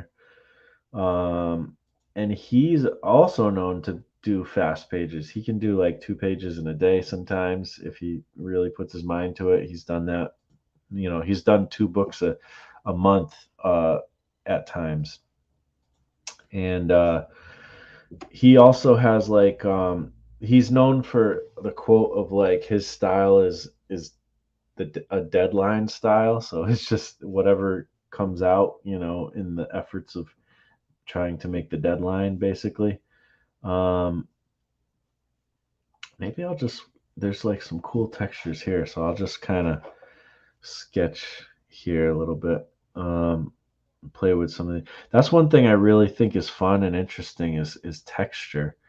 And I want to get. I think that's like this whole idea of like, oh, that's probably why I stopped using this pen. It's kind of running out. A little bit, but it's kind of cool. Even at this stage, you can kind of get a certain vibe. But um, but anyways, John Romita Jr. He he I don't use pencil that much anymore. I used to only draw in pencil, and I was afraid of inking. And then once I started like not having a whole different idea of that, then um, I almost stopped drawing with pencil, which is weird. But he he does this like he draws his roughs. He uses like the side of his pencil to kind of get his roughs in and stuff, which I don't have a pencil, I don't think, here at the moment, but I don't need one or anything. But I do want to like experiment with that. And then I think he turns it up this way and does a little tighter. And then he goes in with inks after that, I think, which I think is a really cool way to work, cool idea, you know. I could technically, I think I have some blue pencil here. I could do it that way, you know, do kind of the try to, and then it's like it's more rough and it's not like. I think that's a cool idea for a technique. Speaking about technique, let's talk a little bit about process and creative process, but also like I don't know. We'll see where we go with this. I'm trying to think of like I did write some notes, so like let me see if I can kind of jog my memory of what I was trying to think about and stuff. Uh, oh, I remember. Okay. So the thing is it's I almost wanted to call this one like hacking your process or something, because the idea that I'm thinking is like there's a certain way like we naturally each individual artist naturally attacks like a page or attacks a drawing. There's certain things that you naturally do as a creative person that's just pretty unique to you. And you only kind of get to know that more, with the more work you do. So it's almost like what we really should be focused on is just doing as much work as we can, and then almost like hacking that, trying to figure out like, all right, what's working, what's not working. And um and and I guess the thing is like, because I'm at work a lot, like at the day job a lot, like I listen to a lot of stuff. As you know, I've talked about today, you know, listening to kayfabe so much and stuff, and other things, and I get super inspired, but I have a lot less time that I actually execute on those things. And so, like, but even so, I do execute on those things. And it's probably not a good thing to use this because I don't think I have a sharpener anywhere near me at the moment. So I'm going to probably stop with this little technique. Uh-oh, I think somebody might help me find a sharpener. Um, but so, but it's like, so I don't know, like, even with like getting advice on writing comics, or writing a story, or getting advice on how to draw and stuff, like, it's always good to keep learning, you know, that's awesome. But I almost feel like I'm on input overload sometimes, and and I think it messes me up because I get like distracted and stuff. Oh well. Thanks anyways. um and so I get on like this input overload type of thing.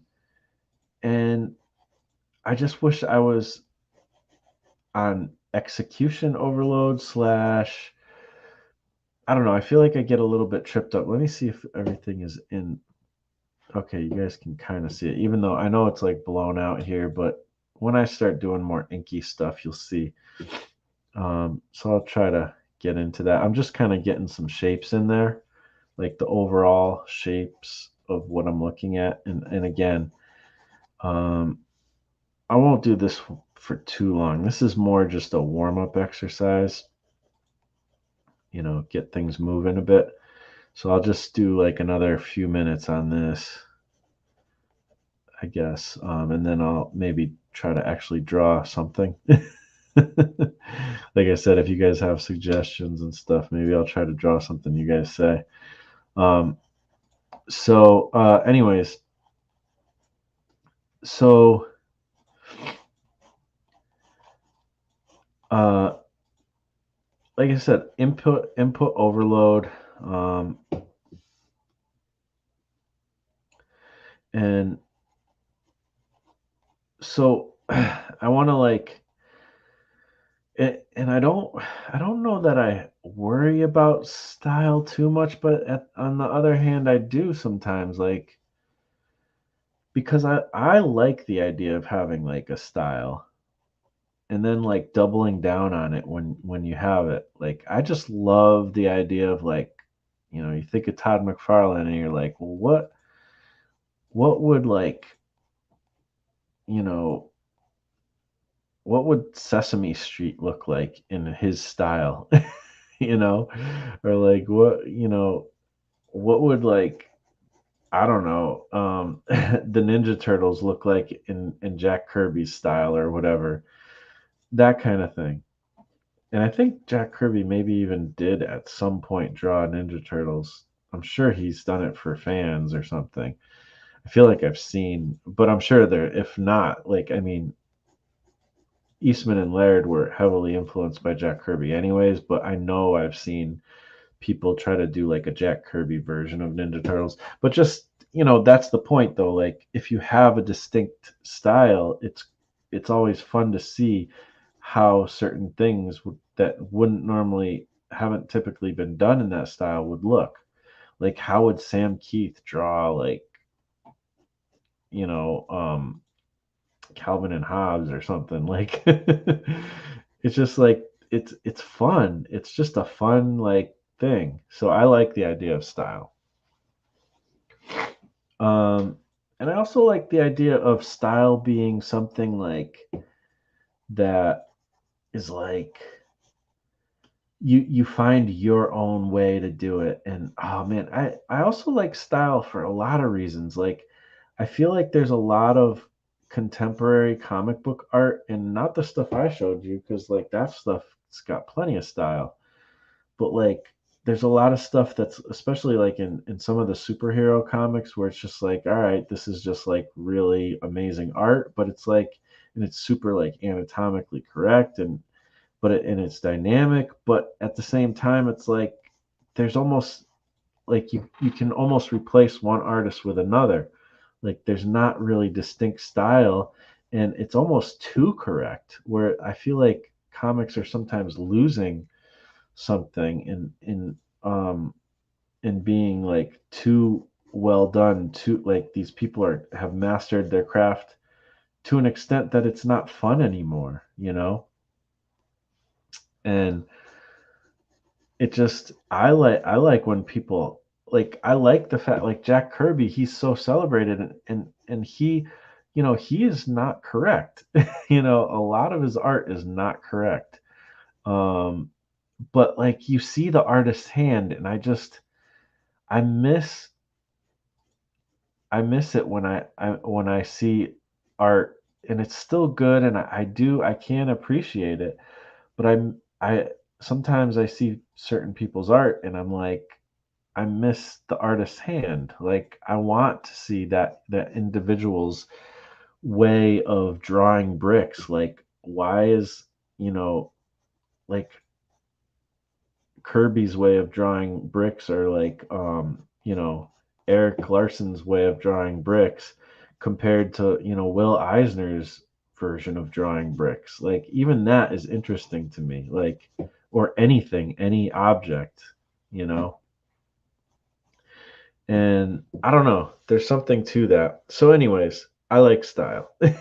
I guess that's my only point with that. But the thing is I'm more talking about process here too.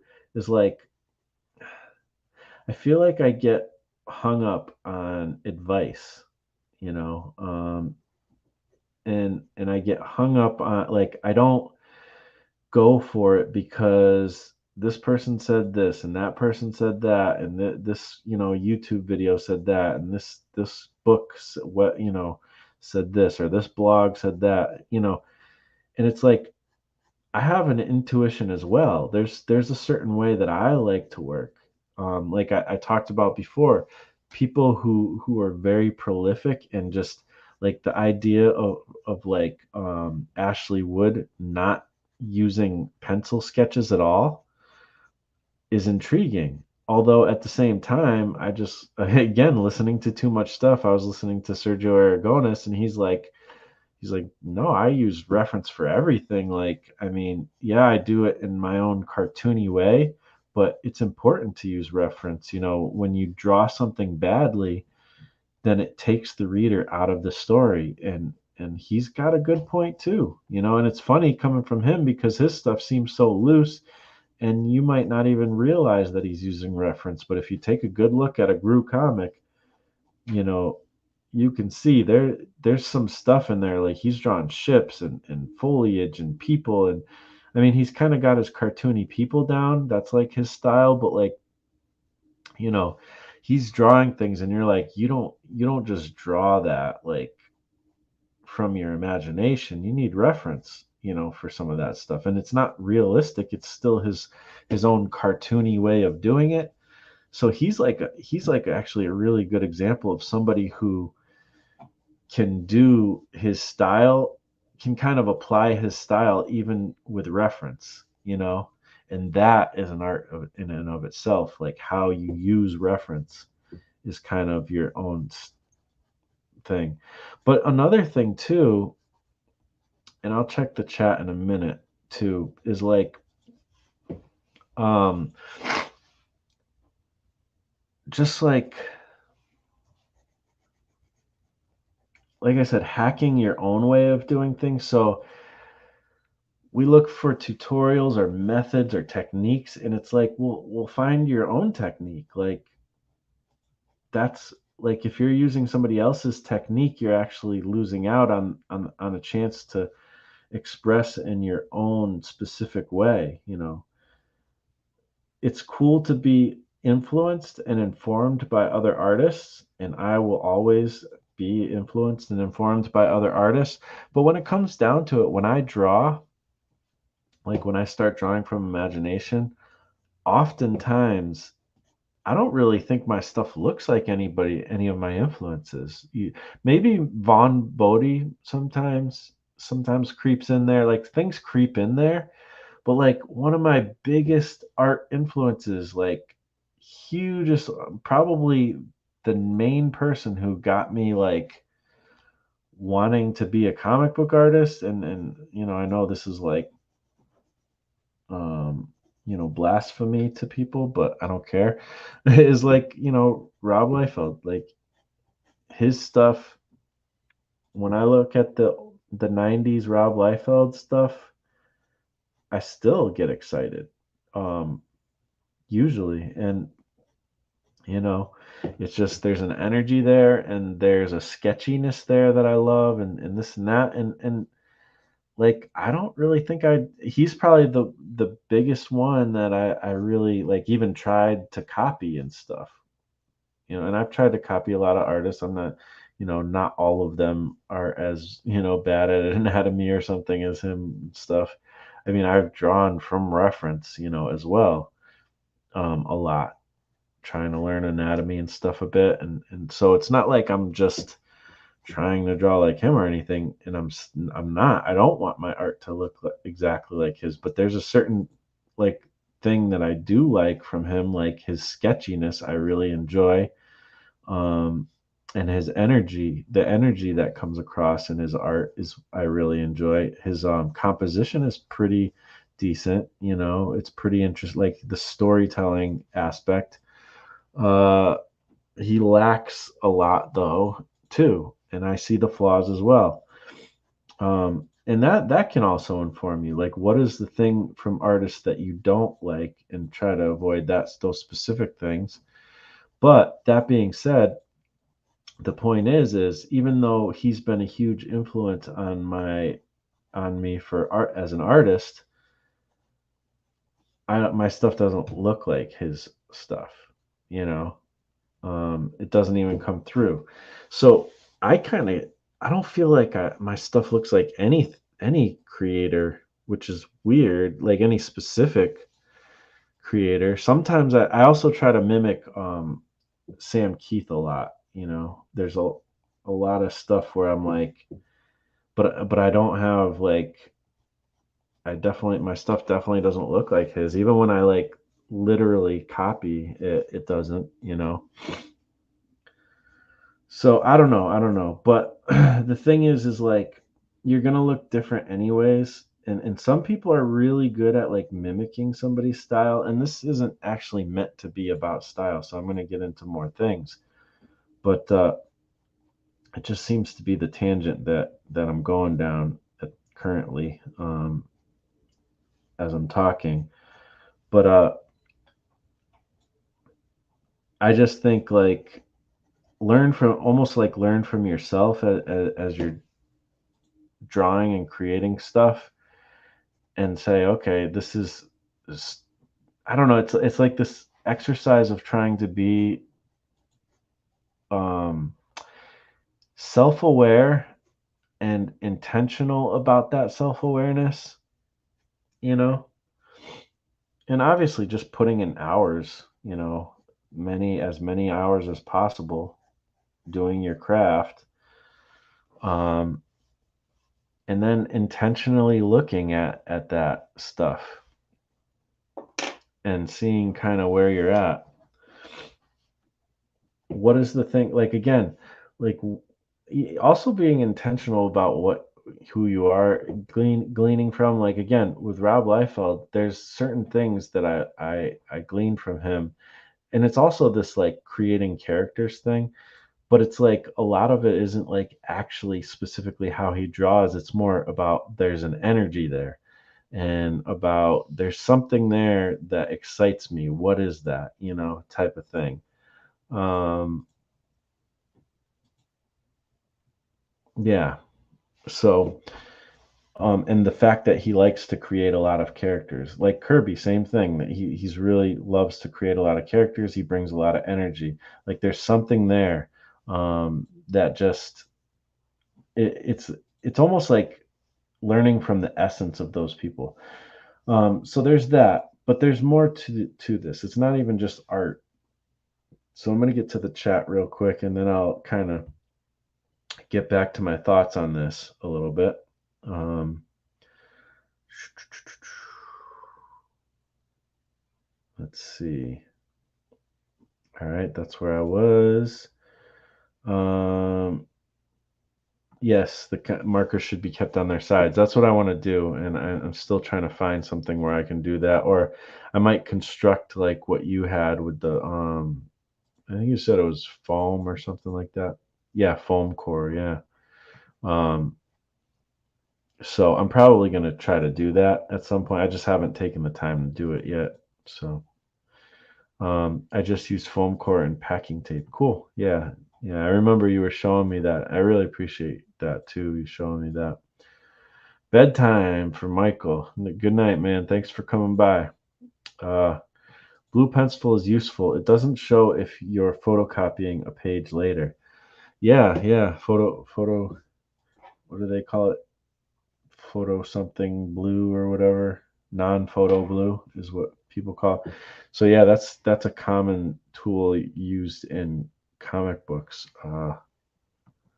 And sometimes I use it, sometimes I don't. You know, can you use an X-Acto blade for the pencil? Good. I could try. uh, oh, I have X-Acto blades. Yeah, yeah, I have one right here actually, but let's see. What's up, Seven? Thanks for coming by. Doing all nighters, 2 or 3 pages a day, making a comic. Been doing researching last few weeks. I stopped talking myself out of starting 3 days ago. I feel you, man, or lady. We still don't know. Your glyph character definitely has a style. Thanks. I know I have a style. I just don't know what it is or if my style looks like any like if anybody notices, I'd be curious. Like, feel free to tell me, anybody, if you happen to notice another creator's stuff in my style, because I know I notice other creators in some people's styles, and I always think that's an interesting thing. It doesn't bother me if you did. I've never had anybody say that, but I also don't draw enough stuff to show you guys these days, so it's like, where would you even see it? The life of Sergio Aragones is so interesting. Absolutely, he is like an interesting dude. Uh, Your phone is going crazy, erasing comments. Fingers too big for the tiny keyboard. Yeah, it can be a challenge with the phones. Rob Liefeld, we have that in common, Marsh. Love, love, love. Yeah, man. I love Rob Liefeld. I'm a huge fan. I've been listening to his observations a bit again lately too. He always gets me pumped up to make comics. I'm gonna have to start my channel to share my work later on this month. Ooh, cool. Maybe we'll find out the gender too. Not that it matters, but man or lady, I'm just 7. There you go. I've been thinking about what my style of drawing is. Cool. Yeah, I mean, it's interesting to kind of think about it, for sure. And so, another thing with this improving your process, and I guess I'll just keep on going with this little thing, but I'll go with ink now.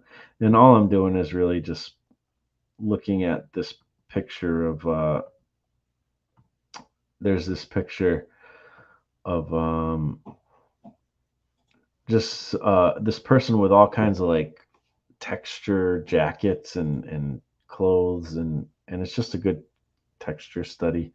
So I don't know why. I don't think I should even use this pen because it's too thick.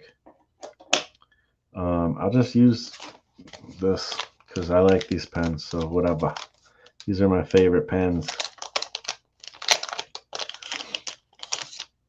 And they come with these. I don't know what these are. Does anybody know what these things are?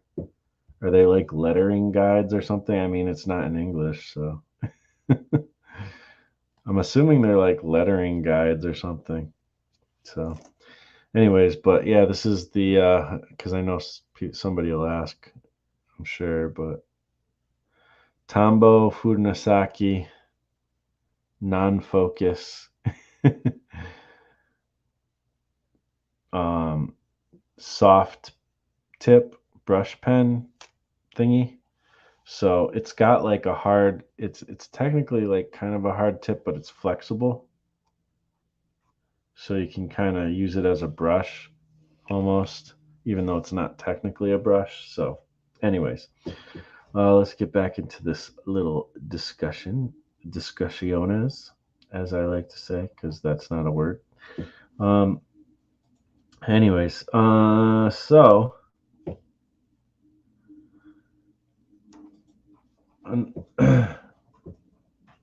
another thing is like your goals and stuff, and like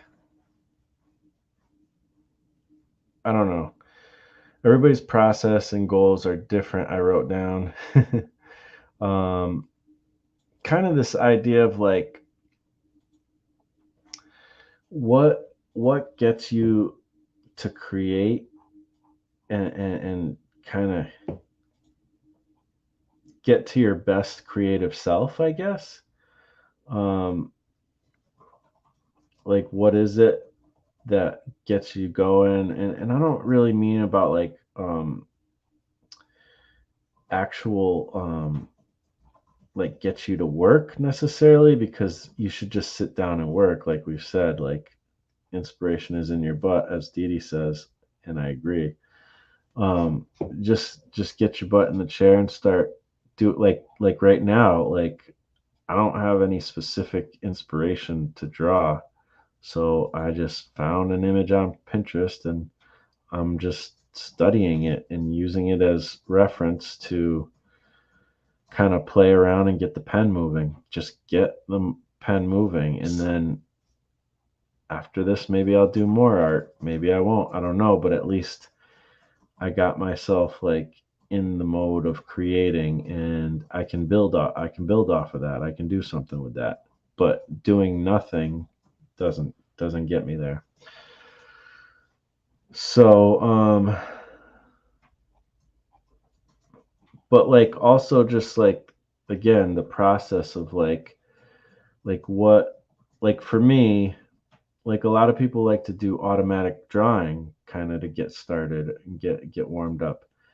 I don't really love automatic drawing um cuz I always end up or like creating something out of a random shape. I don't like doing that either.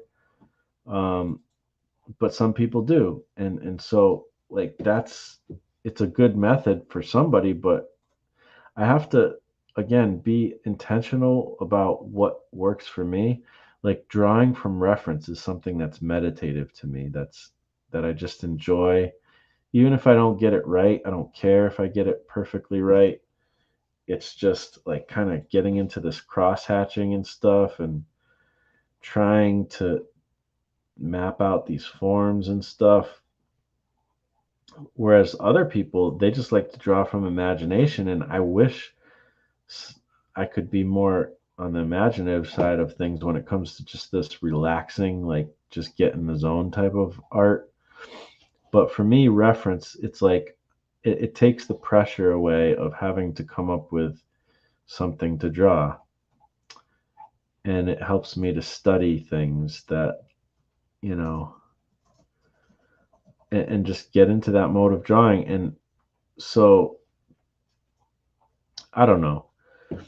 It's just trying to figure out what process works for you and building off of that. Like I've said this before about like kind of like art challenges and stuff. Like I created some art challenges. I created Shecember because I wanted to learn how to draw women better, you know, and I'm like, well, I'm sure other people have that thing too. And I was like, if you want to do December instead, that's cool too. Maybe you're not so good at drawing dudes. Um, whatever it is, you know, but it's like if you have an issue, you can kind of figure out how to fix it yourself. You don't have to like use somebody else's method or technique or whatever.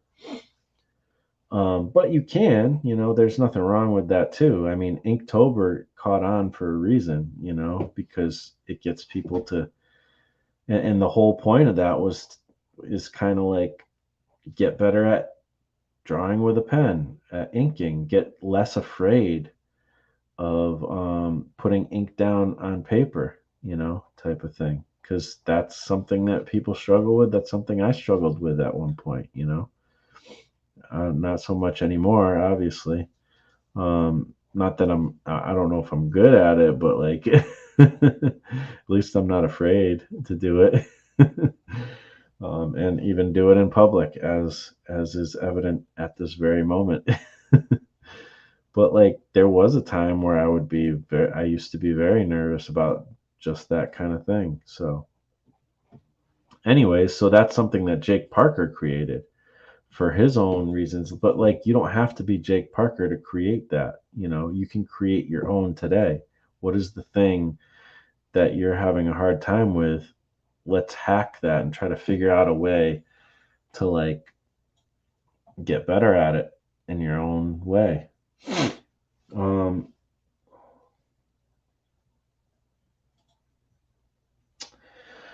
and another thing too is like if you think about writing, there's this thing called pantsers and then there's plotters. Like there's this whole thing about are you a plotter or a pantser? And people get into debates and people talk about, oh, it's not real writing if you're plotting, you should be pantsing and this and that, which is a bunch of crap, in my opinion.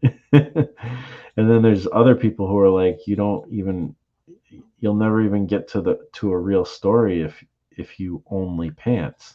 And pants means, if you're a pantser, if you don't know what that term means, it means flying by the seat of your pants, like that expression.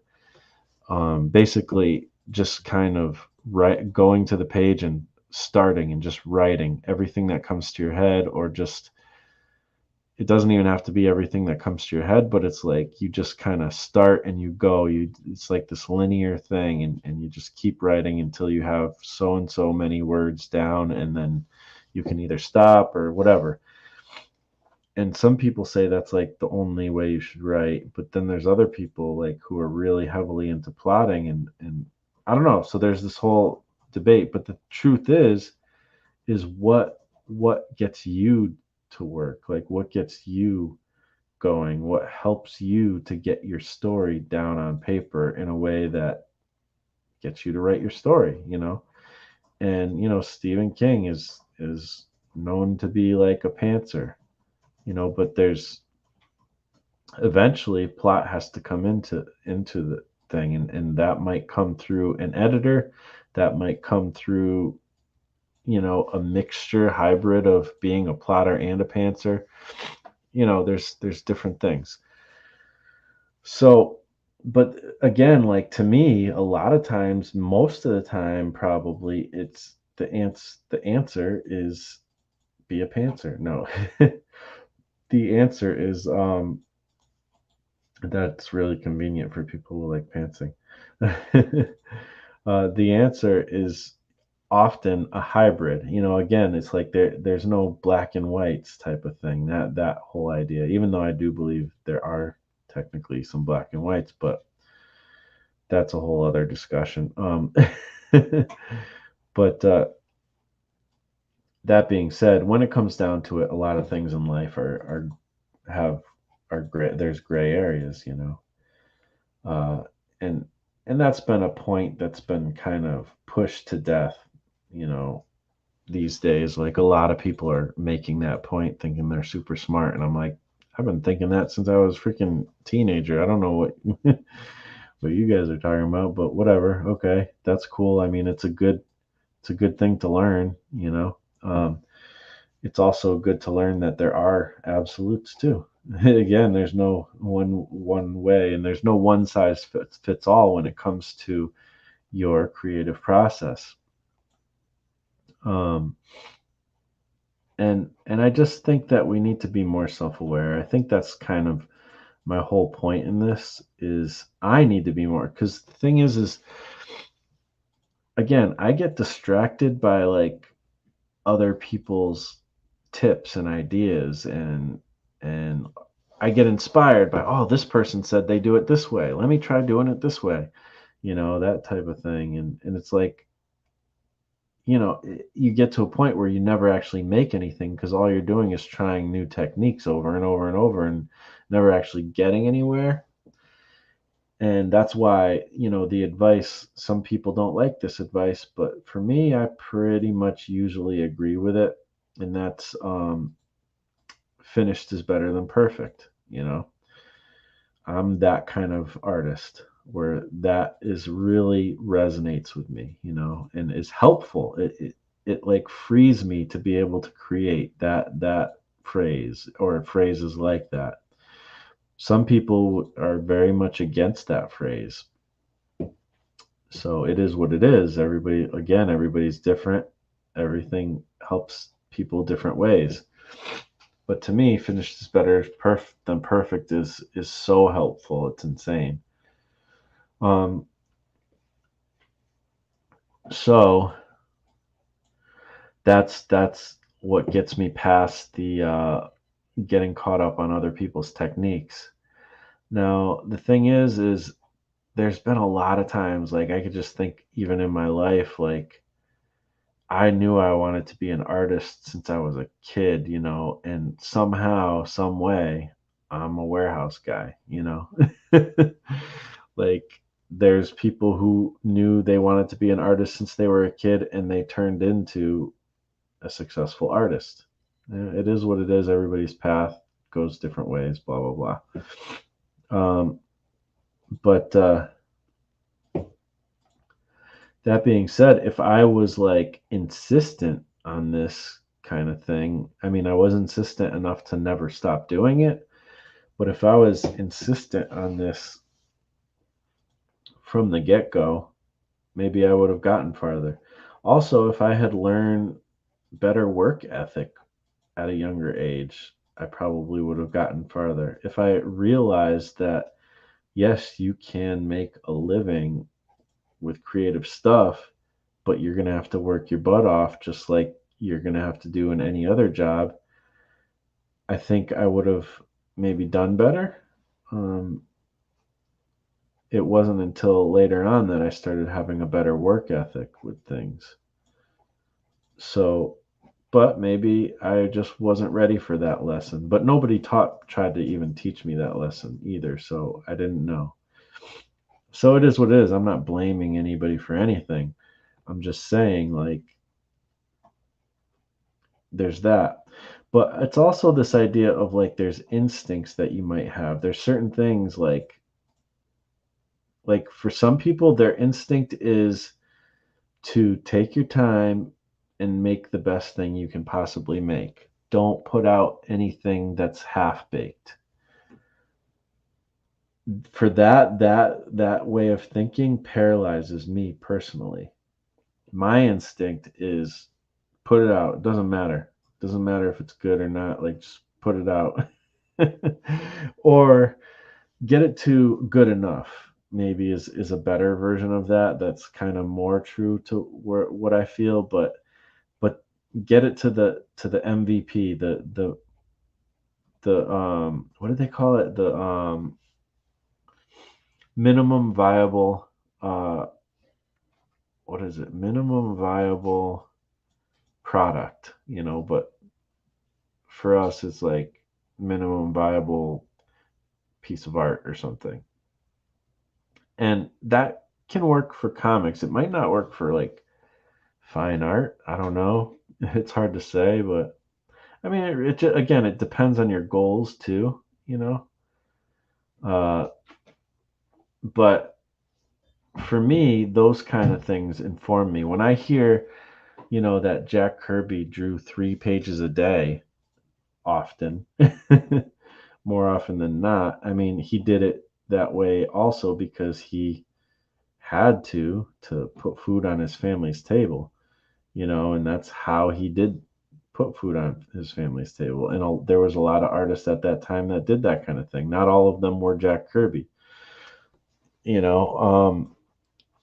But when I hear that, just that number of he did, 3 pages a day, that is inspiring to me. Whereas other people, that might be overwhelming to them, and they might be like, "There's no way." Like, I mean, think about like Neil Adams. He's a guy who's all about reference and all about doing, things right and things.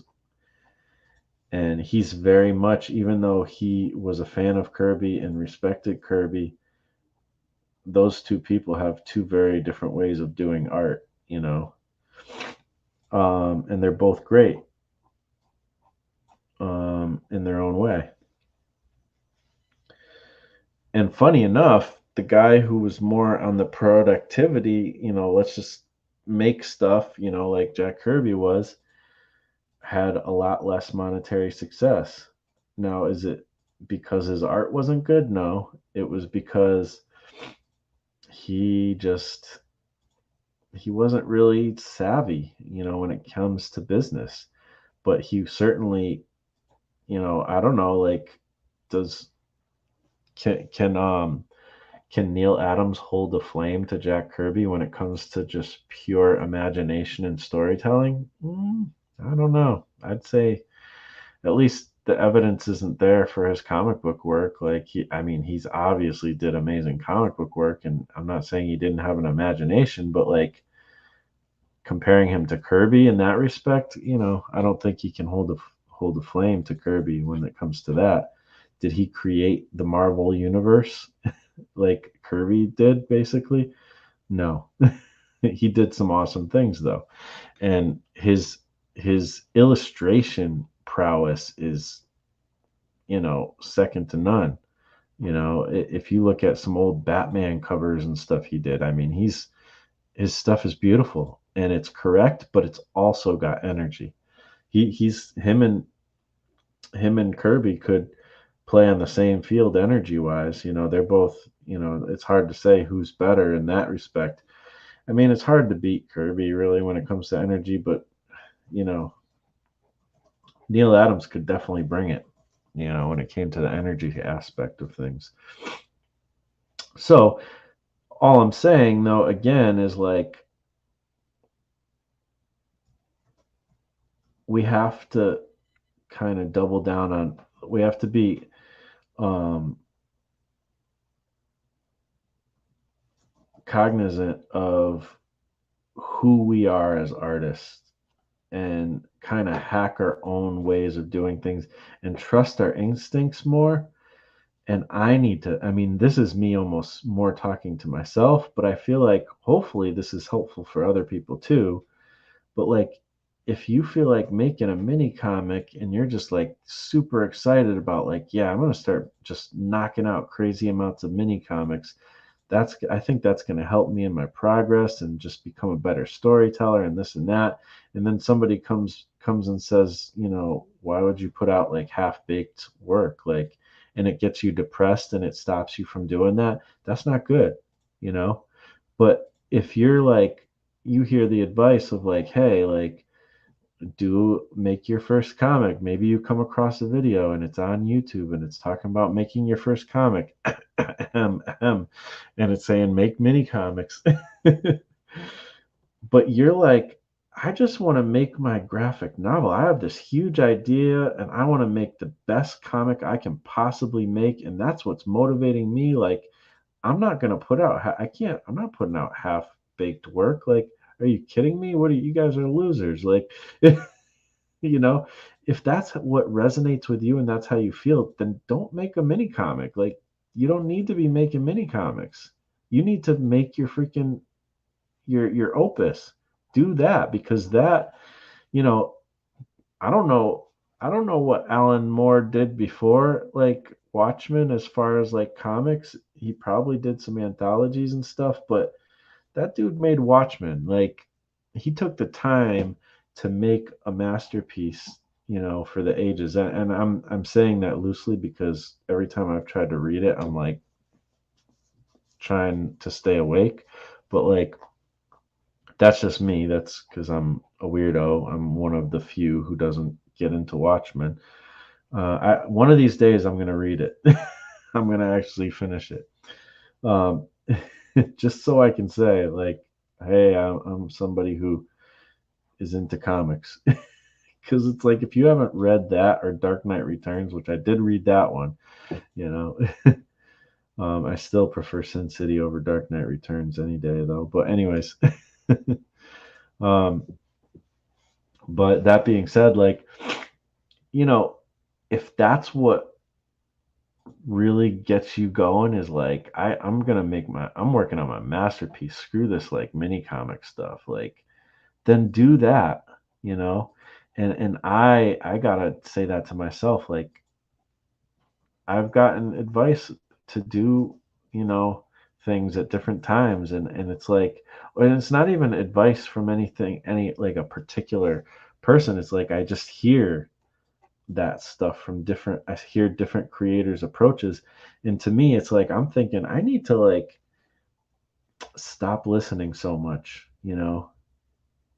to things, because it messes me up. Like, I feel like I would have had a lot more comics under my belt and gotten better at making comics if I hadn't listened as much and just went with what informs me and what inspires me, you know.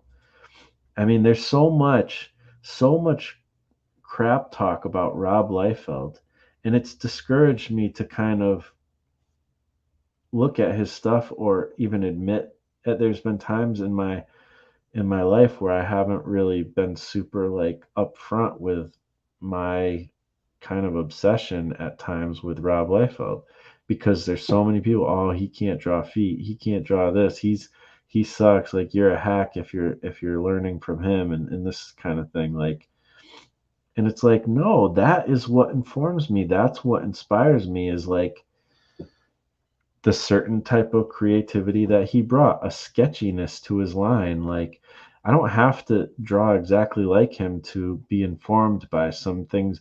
And there's obviously like some kind of appeal there. Like, he's one of the most successful comic book artists ever to have done it, you know?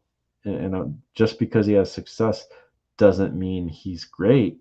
There's a lot of people who aren't great that have success, so I'm not trying to make success, the measurement, financial success, the measurement of whether you're a good artist or not. But there's something there that excites me. That's all I need to know. There's something in Jack Kirby that excites me. There's nothing in Dave Gibbons that really excites me about his art. Sorry to say, so far when I've looked at it. I mean, I do respect his craft. He's like a good artist.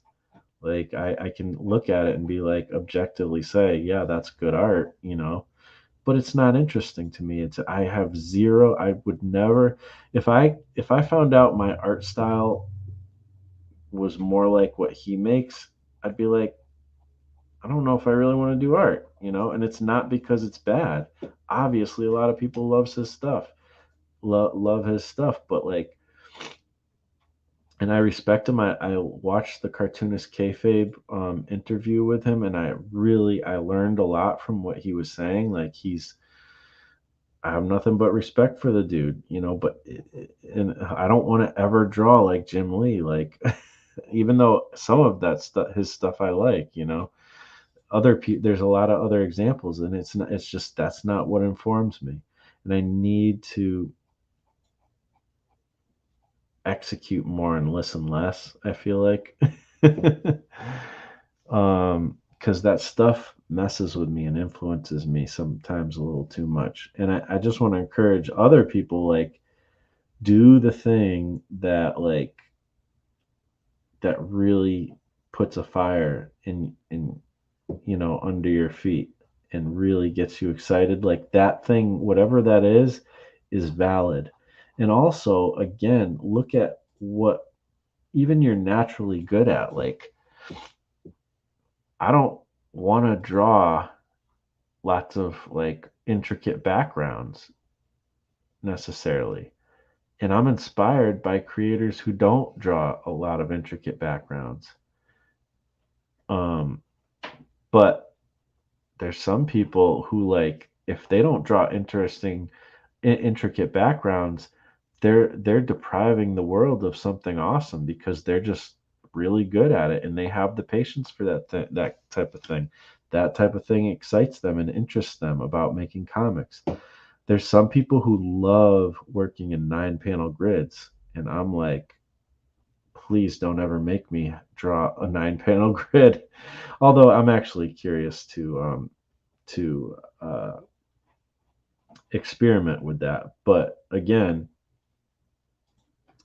you know, just because if suddenly 9-panel grids become like the way people do it, I'm probably not gonna follow suit, and even I love Jack Kirby, but he did like 4-panel and 6-panel grids, a lot. And I think that's because that just was the way of the day, and I even heard him talk about like kind of criticizing people who like break panels and like do like these crazy, like everything has to be a really amazing drawing. He said, like, he likes to draw like amazing, like these action packed scenes, but if everything is action packed, then nothing is, or if everything is super dynamic, then nothing is.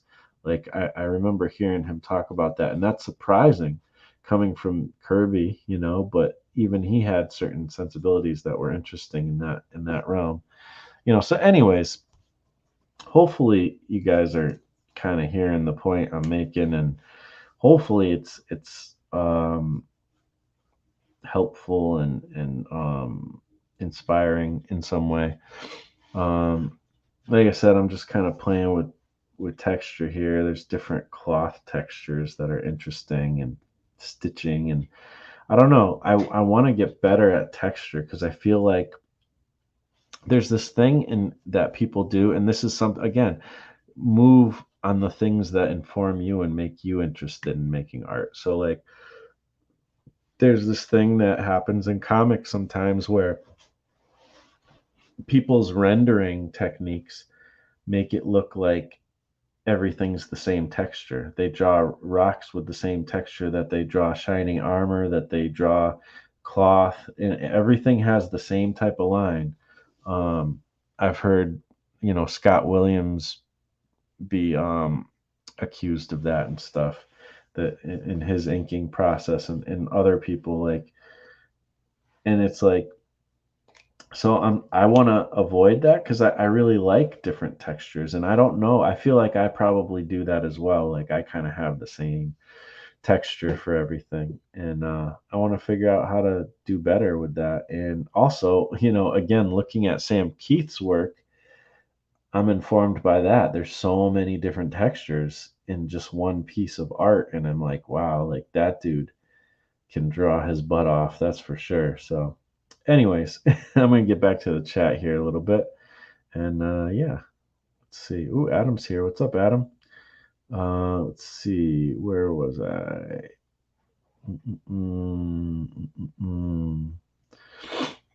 Do. Oh, there's a lot of stuff here. Okay. Yeah, a ruler, like Janet. I don't. That's another thing. It's like, do you use rulers in drawing, or do you not, or do you have a hybrid of sometimes you use rulers and sometimes you don't? I very rarely, almost never use a ruler. Like, I have a hard time using a ruler, um, and making it look the way I want it to look. But then again, because I don't use rulers a lot of times, there's some stuff looks a little bit too half baked. So I'm still trying to figure out my hybrid style when it comes to that. But I think you were talking about this thing, like it's a ruler. I guess it's just, yeah, it could be just a ruler, you know, that it comes with every pen.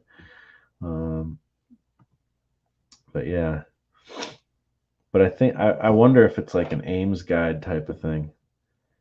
Adam says it's common that people give advice to just disregard stylization altogether. I think that's bad advice. Doing accurate stylized drawings is an advanced skill, though. It is, and that is like some people that's the stuff that makes me think, man, maybe I'm wrong about trying to learn the fundamentals. But then I see that stuff and I'm like, yeah, it's amazing. But when I see that stuff, it makes me not want to draw. Like it makes me like, oh, I'm never gonna get to that level. Like I don't even want to get to that level. Maybe like I don't know. Like I'm glad Kirby never really tried to get to that level. you know Doing fundamentals and style at the same time can be a challenge. Absolutely.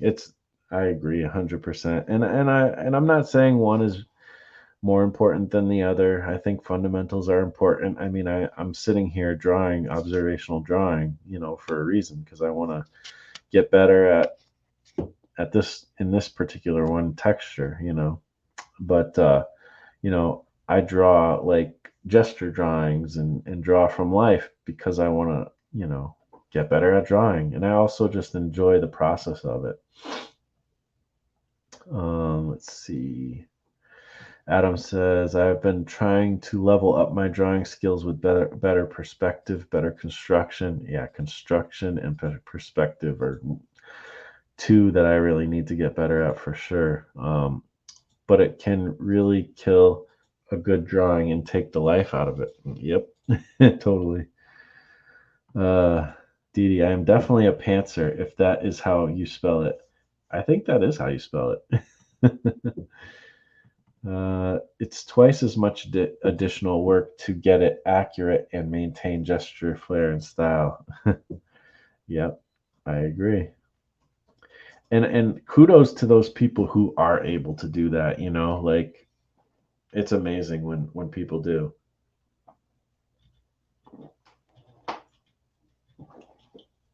But sometimes we only see the best too. Like that's another thing. Like I heard some people talking about Kim Jong Il's artwork recently. And rest in peace to him.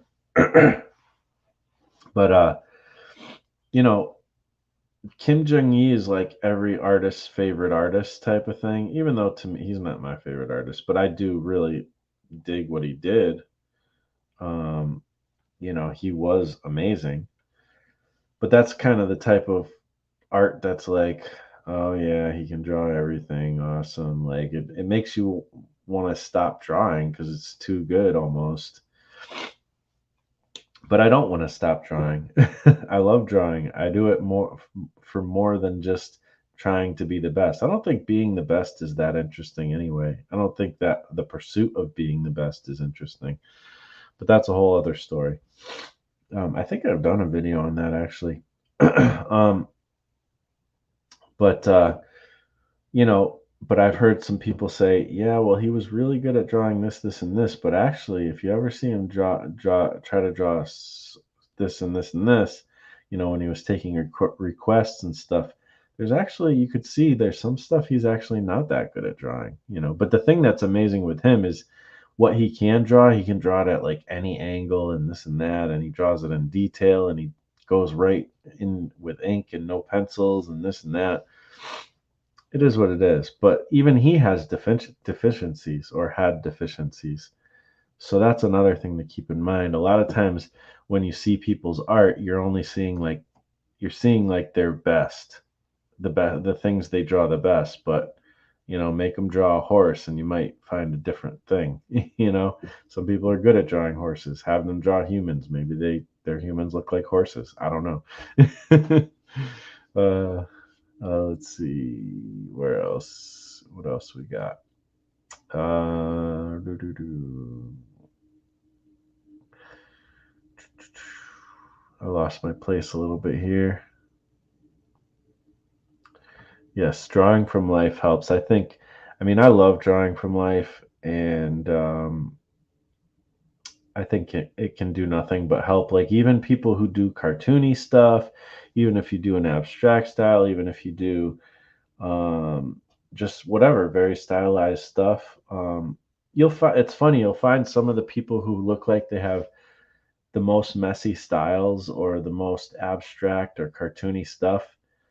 You actually sometimes will find out, a lot of times we'll find out that they actually can draw, realistic stuff pretty well. So I do think it's helpful. Drawing from life is definitely helpful.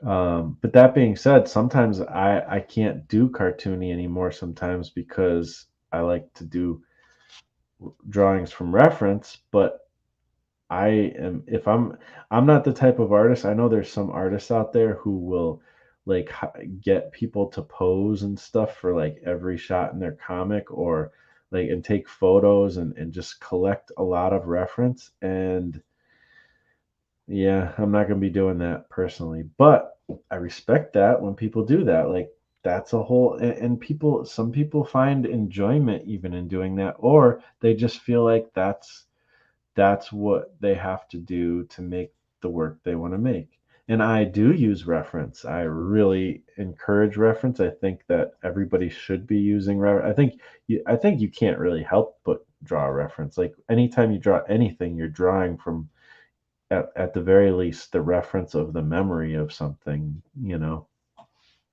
or you're exaggerating or tweaking the reference in some way. Even like the most outrageous art is tweaking and exaggerating and morphing and manipulating from reference. Or playing just with mediums, and then it's kind of a different way of working, and you're not even trying to draw anything.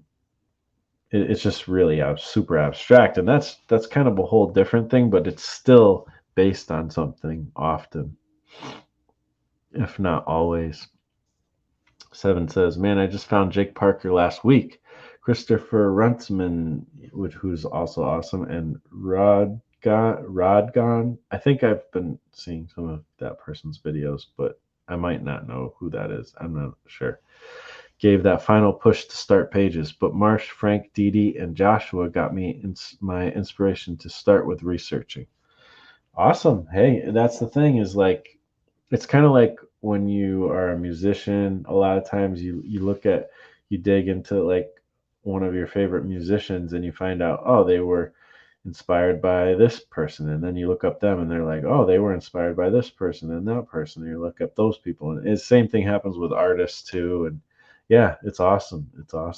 You can learn so much just from following that trail, you know I love research. Yeah, I do enjoy research, but I get lost in it, and so I have to be careful. Marsh, you an artist who works at a warehouse, you support yourself. That is character. Oh, I appreciate that, Dede. Thank you. Yeah, there's something to that too. Sometimes I think of the old like blues players. They were just common people who, like, I mean, everybody's a common person really when it comes down to it, but like, they're a lot of times they'd come from working on the fields or whatever, and they're dirty and this and that, and they just got their guitar and they go and they play their music, and it's kind of that's where the blues kind of comes from. It's like, you do your work, and then you come and you do your art, your craft, and that's a pretty cool thing too. Chris, for perspective, I have used a book called Perspective from comic book artist David Chelsea. It's practical and straight to the point. I wonder if that's one I have. I have a couple books, and I don't remember who wrote them, but I'll have to check that out. It might be one I already have. There's a lot of good perspective books, actually, or a few at least that I've seen. I wonder though, like, there's some people like in the more fine art community, like people who draw from reference, from draw from life, or create fine art or whatever, who they like using perspective as a guide in drawing is something more, I think, illustrators and like comic book artists use more often. And I know fine art used it too, because, there was this whole change in how people drew, I think during the Renaissance, where people didn't really understand perspective. And then somebody, I forget the story who did what, but like somebody kind of figured it out, and then after that everything started being more in perspective. But I think I've heard that a lot of fine artists, they have different approaches to perspective than, like, they don't get out a grid and line it out, like a lot of illustrators do. And they still come up with pretty cool perspective. Like they could still draw, a picture of like a street with buildings without using those perspective grids, and do really well. I mean, Kim Jong-il is a good example of that. Like, but I think sometimes they use almost like different rules than, and I wonder, I want to learn more about that, like people who don't use guidelines and stuff, because that's probably more along the lines of what I do. So a lot of times I do draw out those lines, but I kind of do it by, I kind of fake it. Like I don't actually get the ruler out. Sometimes I do get the ruler out. Sometimes I can't. It's like there's no way around it. You just have to. Because it's almost like I'm not. Uh, it's like you have to master perspective before you can maybe do that. More freehand. I don't know. It's like the whole thing of like learn the rules before you break the rules type of thing. So yeah. Let's see. I can't wait for you to see my stuff, Dede. First 7 or 10 pages. Don't know about condensing how many panels to use for pacing. Yeah, it's always tough to figure out the pacing, but I think that's more of an intuitive a lot of this stuff ends up being more intuitive, but you can learn things. But when it comes to actually doing it, especially with something like pacing, it really just comes down to like taking the time to do it, and being okay to fail a little bit, because I mean, having a good sense of pacing in comic books and in storytelling, it comes with a lot of pages. You just have to make a lot of stories, make a lot of pages, I feel like. And I feel like I think it's one of those things you're always learning, and it's also a tricky thing because you only have so much control. That's one of those things that you're like in collaboration with the reader. Like you could pace something perfectly, but the reader reads it too fast or the reader reads it too slow. And it's like, well, you can't control it. You'll never be able to control that. But you can do your best to kind of, dictate that through storytelling on the page. And you can learn a lot, but when it comes down to it, when it's time to actually rubber hits the road, you got to just kind of run from intuition and hope for the best, and then learn from whatever it is that you did that time and go on to the next project and apply the thing you learned.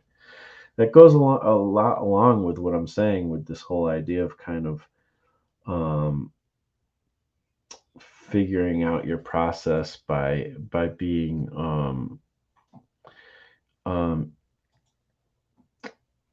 by being aware, having awareness of what you're doing, and then being intentional um, with your learning from it and stuff like that. So, and with your next moves. Yeah, those guys are awesome. Absolutely. I agree. I recommend them as well. Comic layouts, etc., would have to be asked of Marsh, Adam, and the guys that make comics. Yeah, well, it's something that is I think that we're all figuring out, slash, some of us have figured out more than others.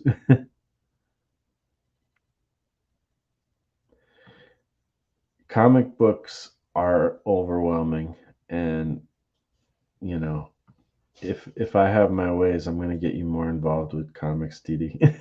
But I love that you come around and you read comics and buy comics and you're into it. So that's really all that matters. And I don't know, it's just cool.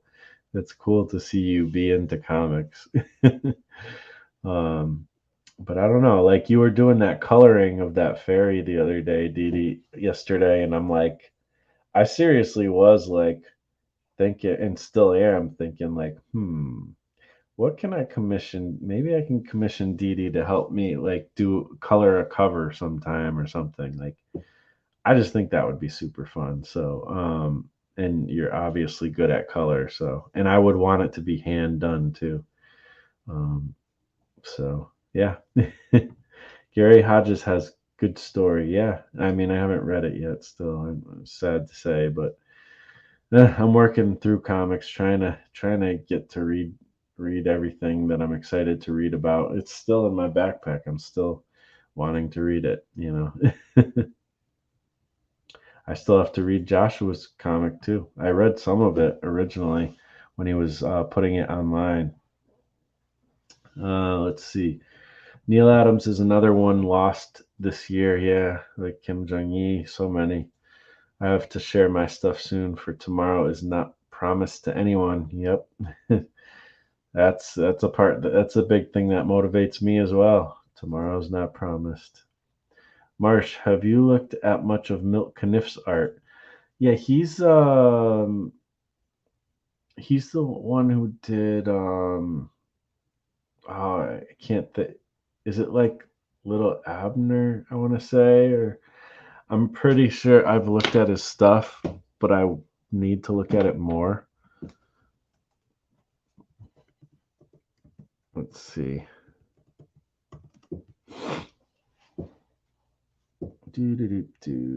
Steve Canyon, The Complete Terry and the Pirates. Okay. Yeah, I mean, I've looked at it, but not like a super amount.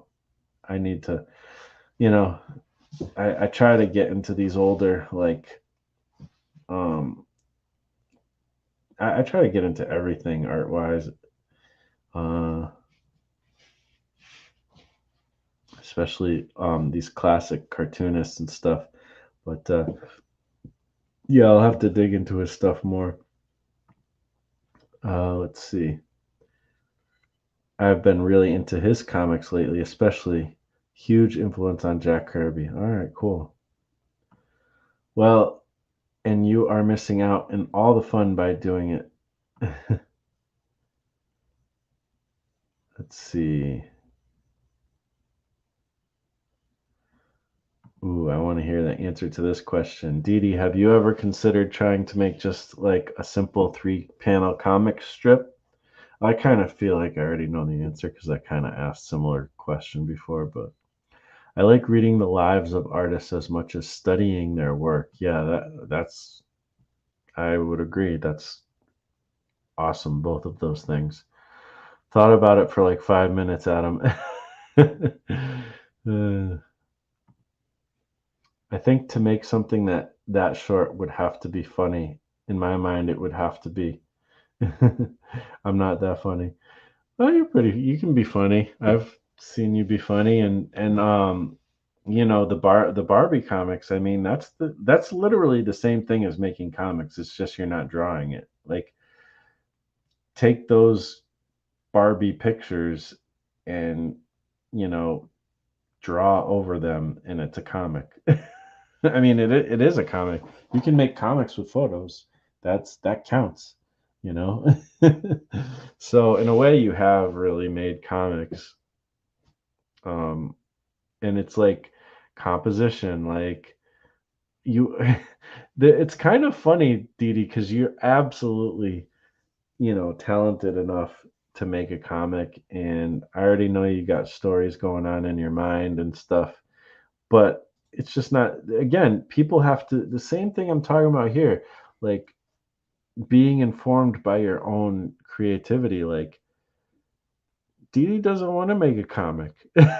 She doesn't want to write a story.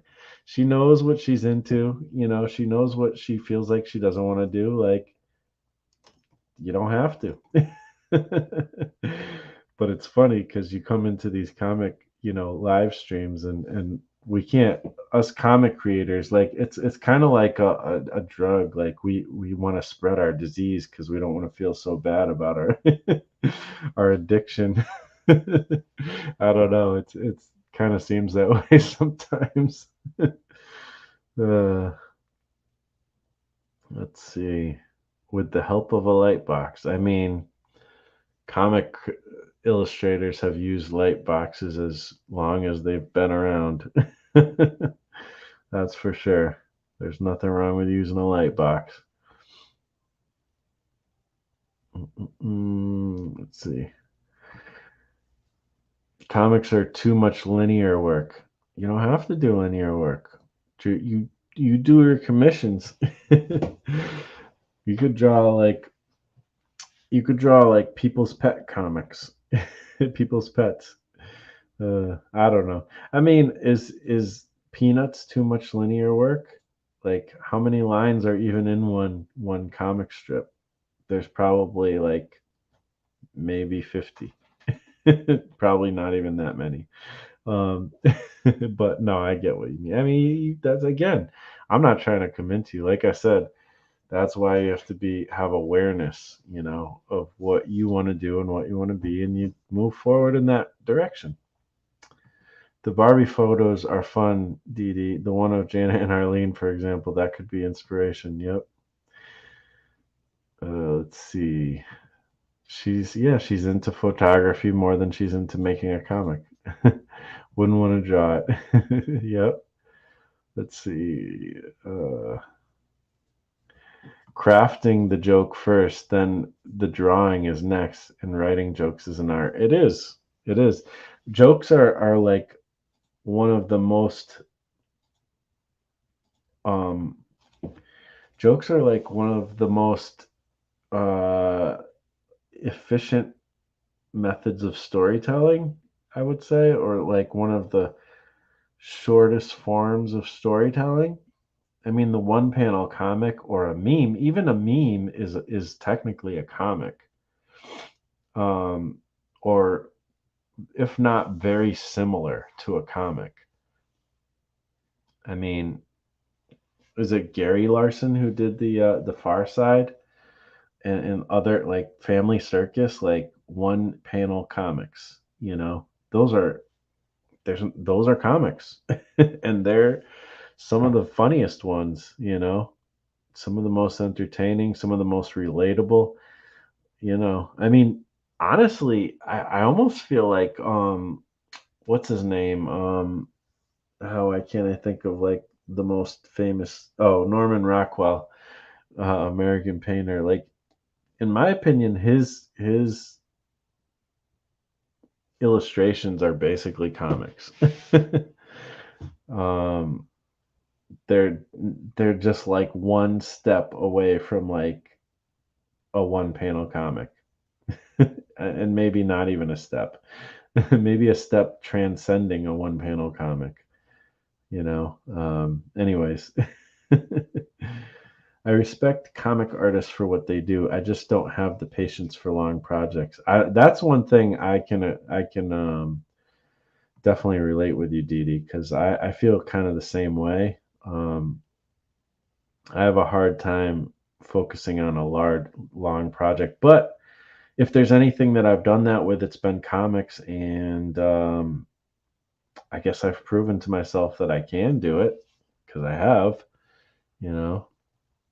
So I've done a 20-page comic and a little bit less than that, but full color pencil, ink, lettering, coloring, all that stuff. So, um, you know, if you take it, it's like, how do you eat an elephant one bite at a time? That's kind of the way to do it. But I'm usually exactly what you're saying. Like I kind of just want to sit down and start from start to finish, make a piece of art.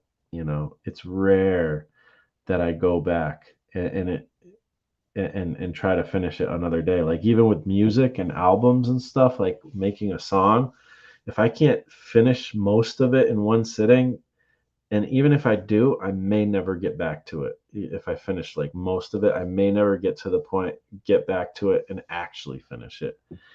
And that happens with art, it happens with my creativity in general. But I guess I've also proven to myself that I can do the long stuff too, which is surprising knowing how I feel and how I am, you know. But it's kind of all about building that, creating that habit. That's the key. Like 100 days of making comics was an absolute game changer for me, and mini comics and anthologies submissions. Like those things have been game changers for me to teach me how to do things that take longer than, one sitting of like an hour or two. So let's see, Didi, I don't know which one to start, so I'm starting all of them, but I planned out it already in advance. Do do do do. All right, let's see.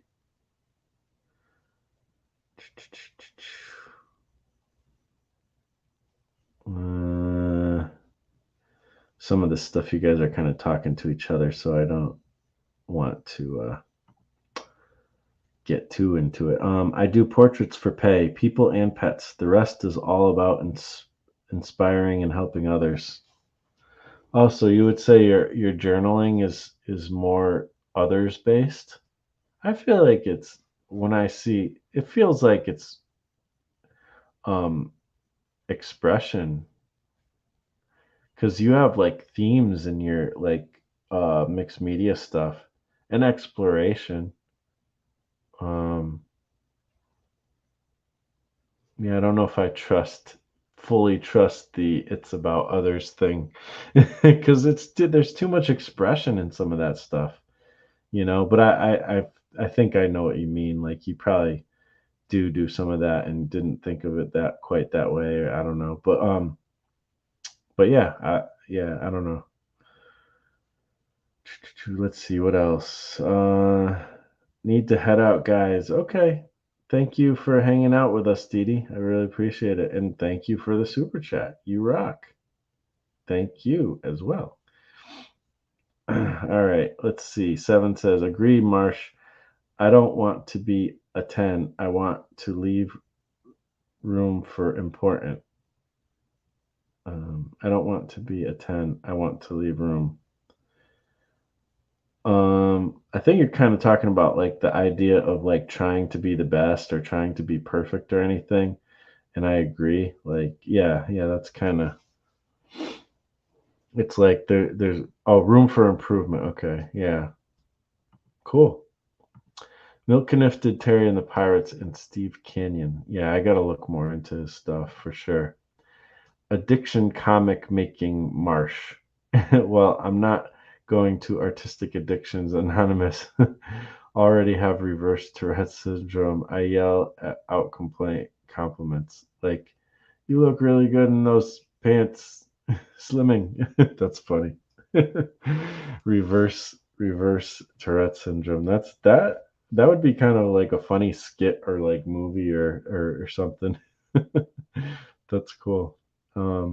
Yeah.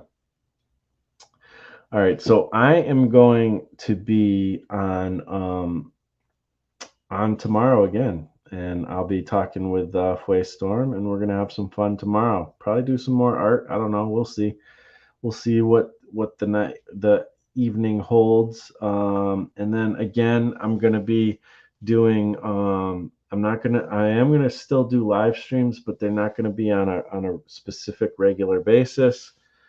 Um, for a little bit, I'm going to try to really focus on making edited videos. I just want to get back in the habit of making those edited videos. And once I get that rolling again, then I'll just bring back the live streams outside of tomorrow. Tomorrow's going to be a live stream at 6 o'clock, same time.